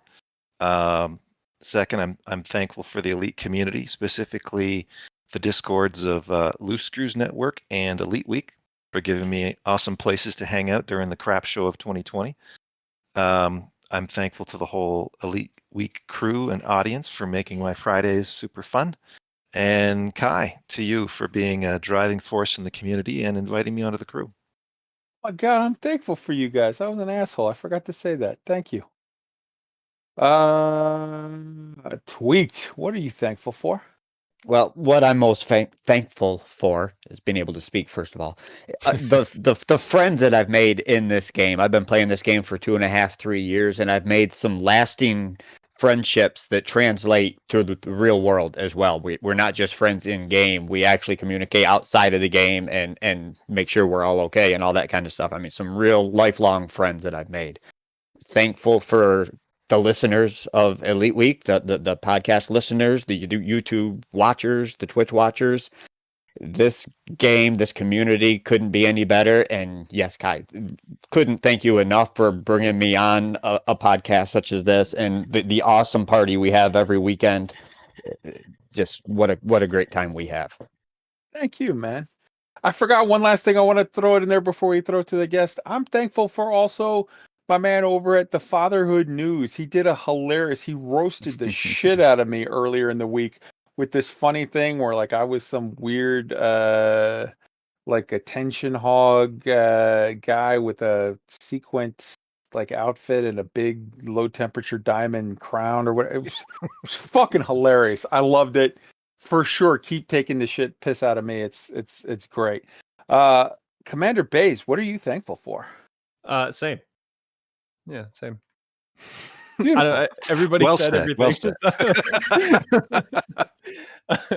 I was leading up while we were building up to me. I was like, I'm thankful for this, and then Roy said it. I'm thankful. Okay, Tweak said it. All right. Well, we're thankful for you, man. You were awesome. Thank you so much for coming on the show. Everybody, check out Commander Baize. Check out all of his stuff is going to be in the show notes. Go check out his streams. He does late night stuff, and it's fucking awesome. Go get in on it, and yeah. So I'm going to say goodnight with Bill and Ted's. Be excellent to each other. Arson, say goodnight to the beautiful people. Good night, everybody. I'm sorry, I forgot we were doing a Thanksgiving thing.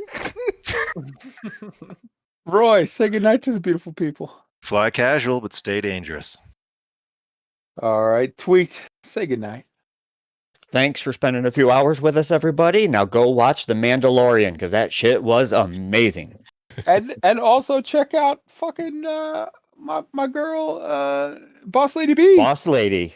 And Commander Baize, say goodnight to the beautiful people. Have a good one, guys. This has been really fun. So thanks for having me. All right, everybody take a shot. Arson, play us out.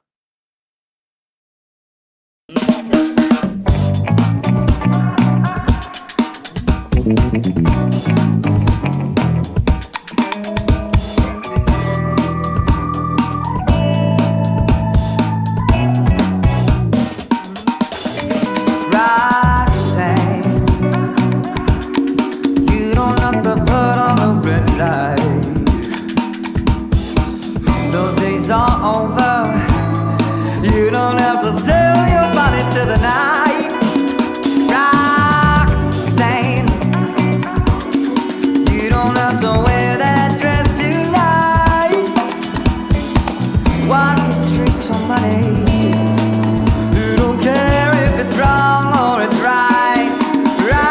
Roxanne, you don't have to put on a red light. Roxanne, yeah, you don't have to put on a red light. Put on a red light. Put on a red light. Put on a red light. Put on a red light. Put on a red light.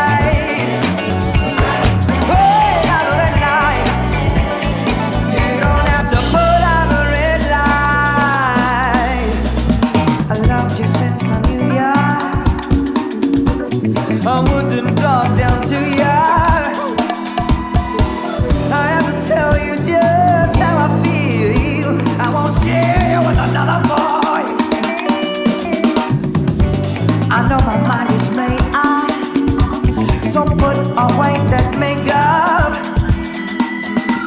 I told you once, I won't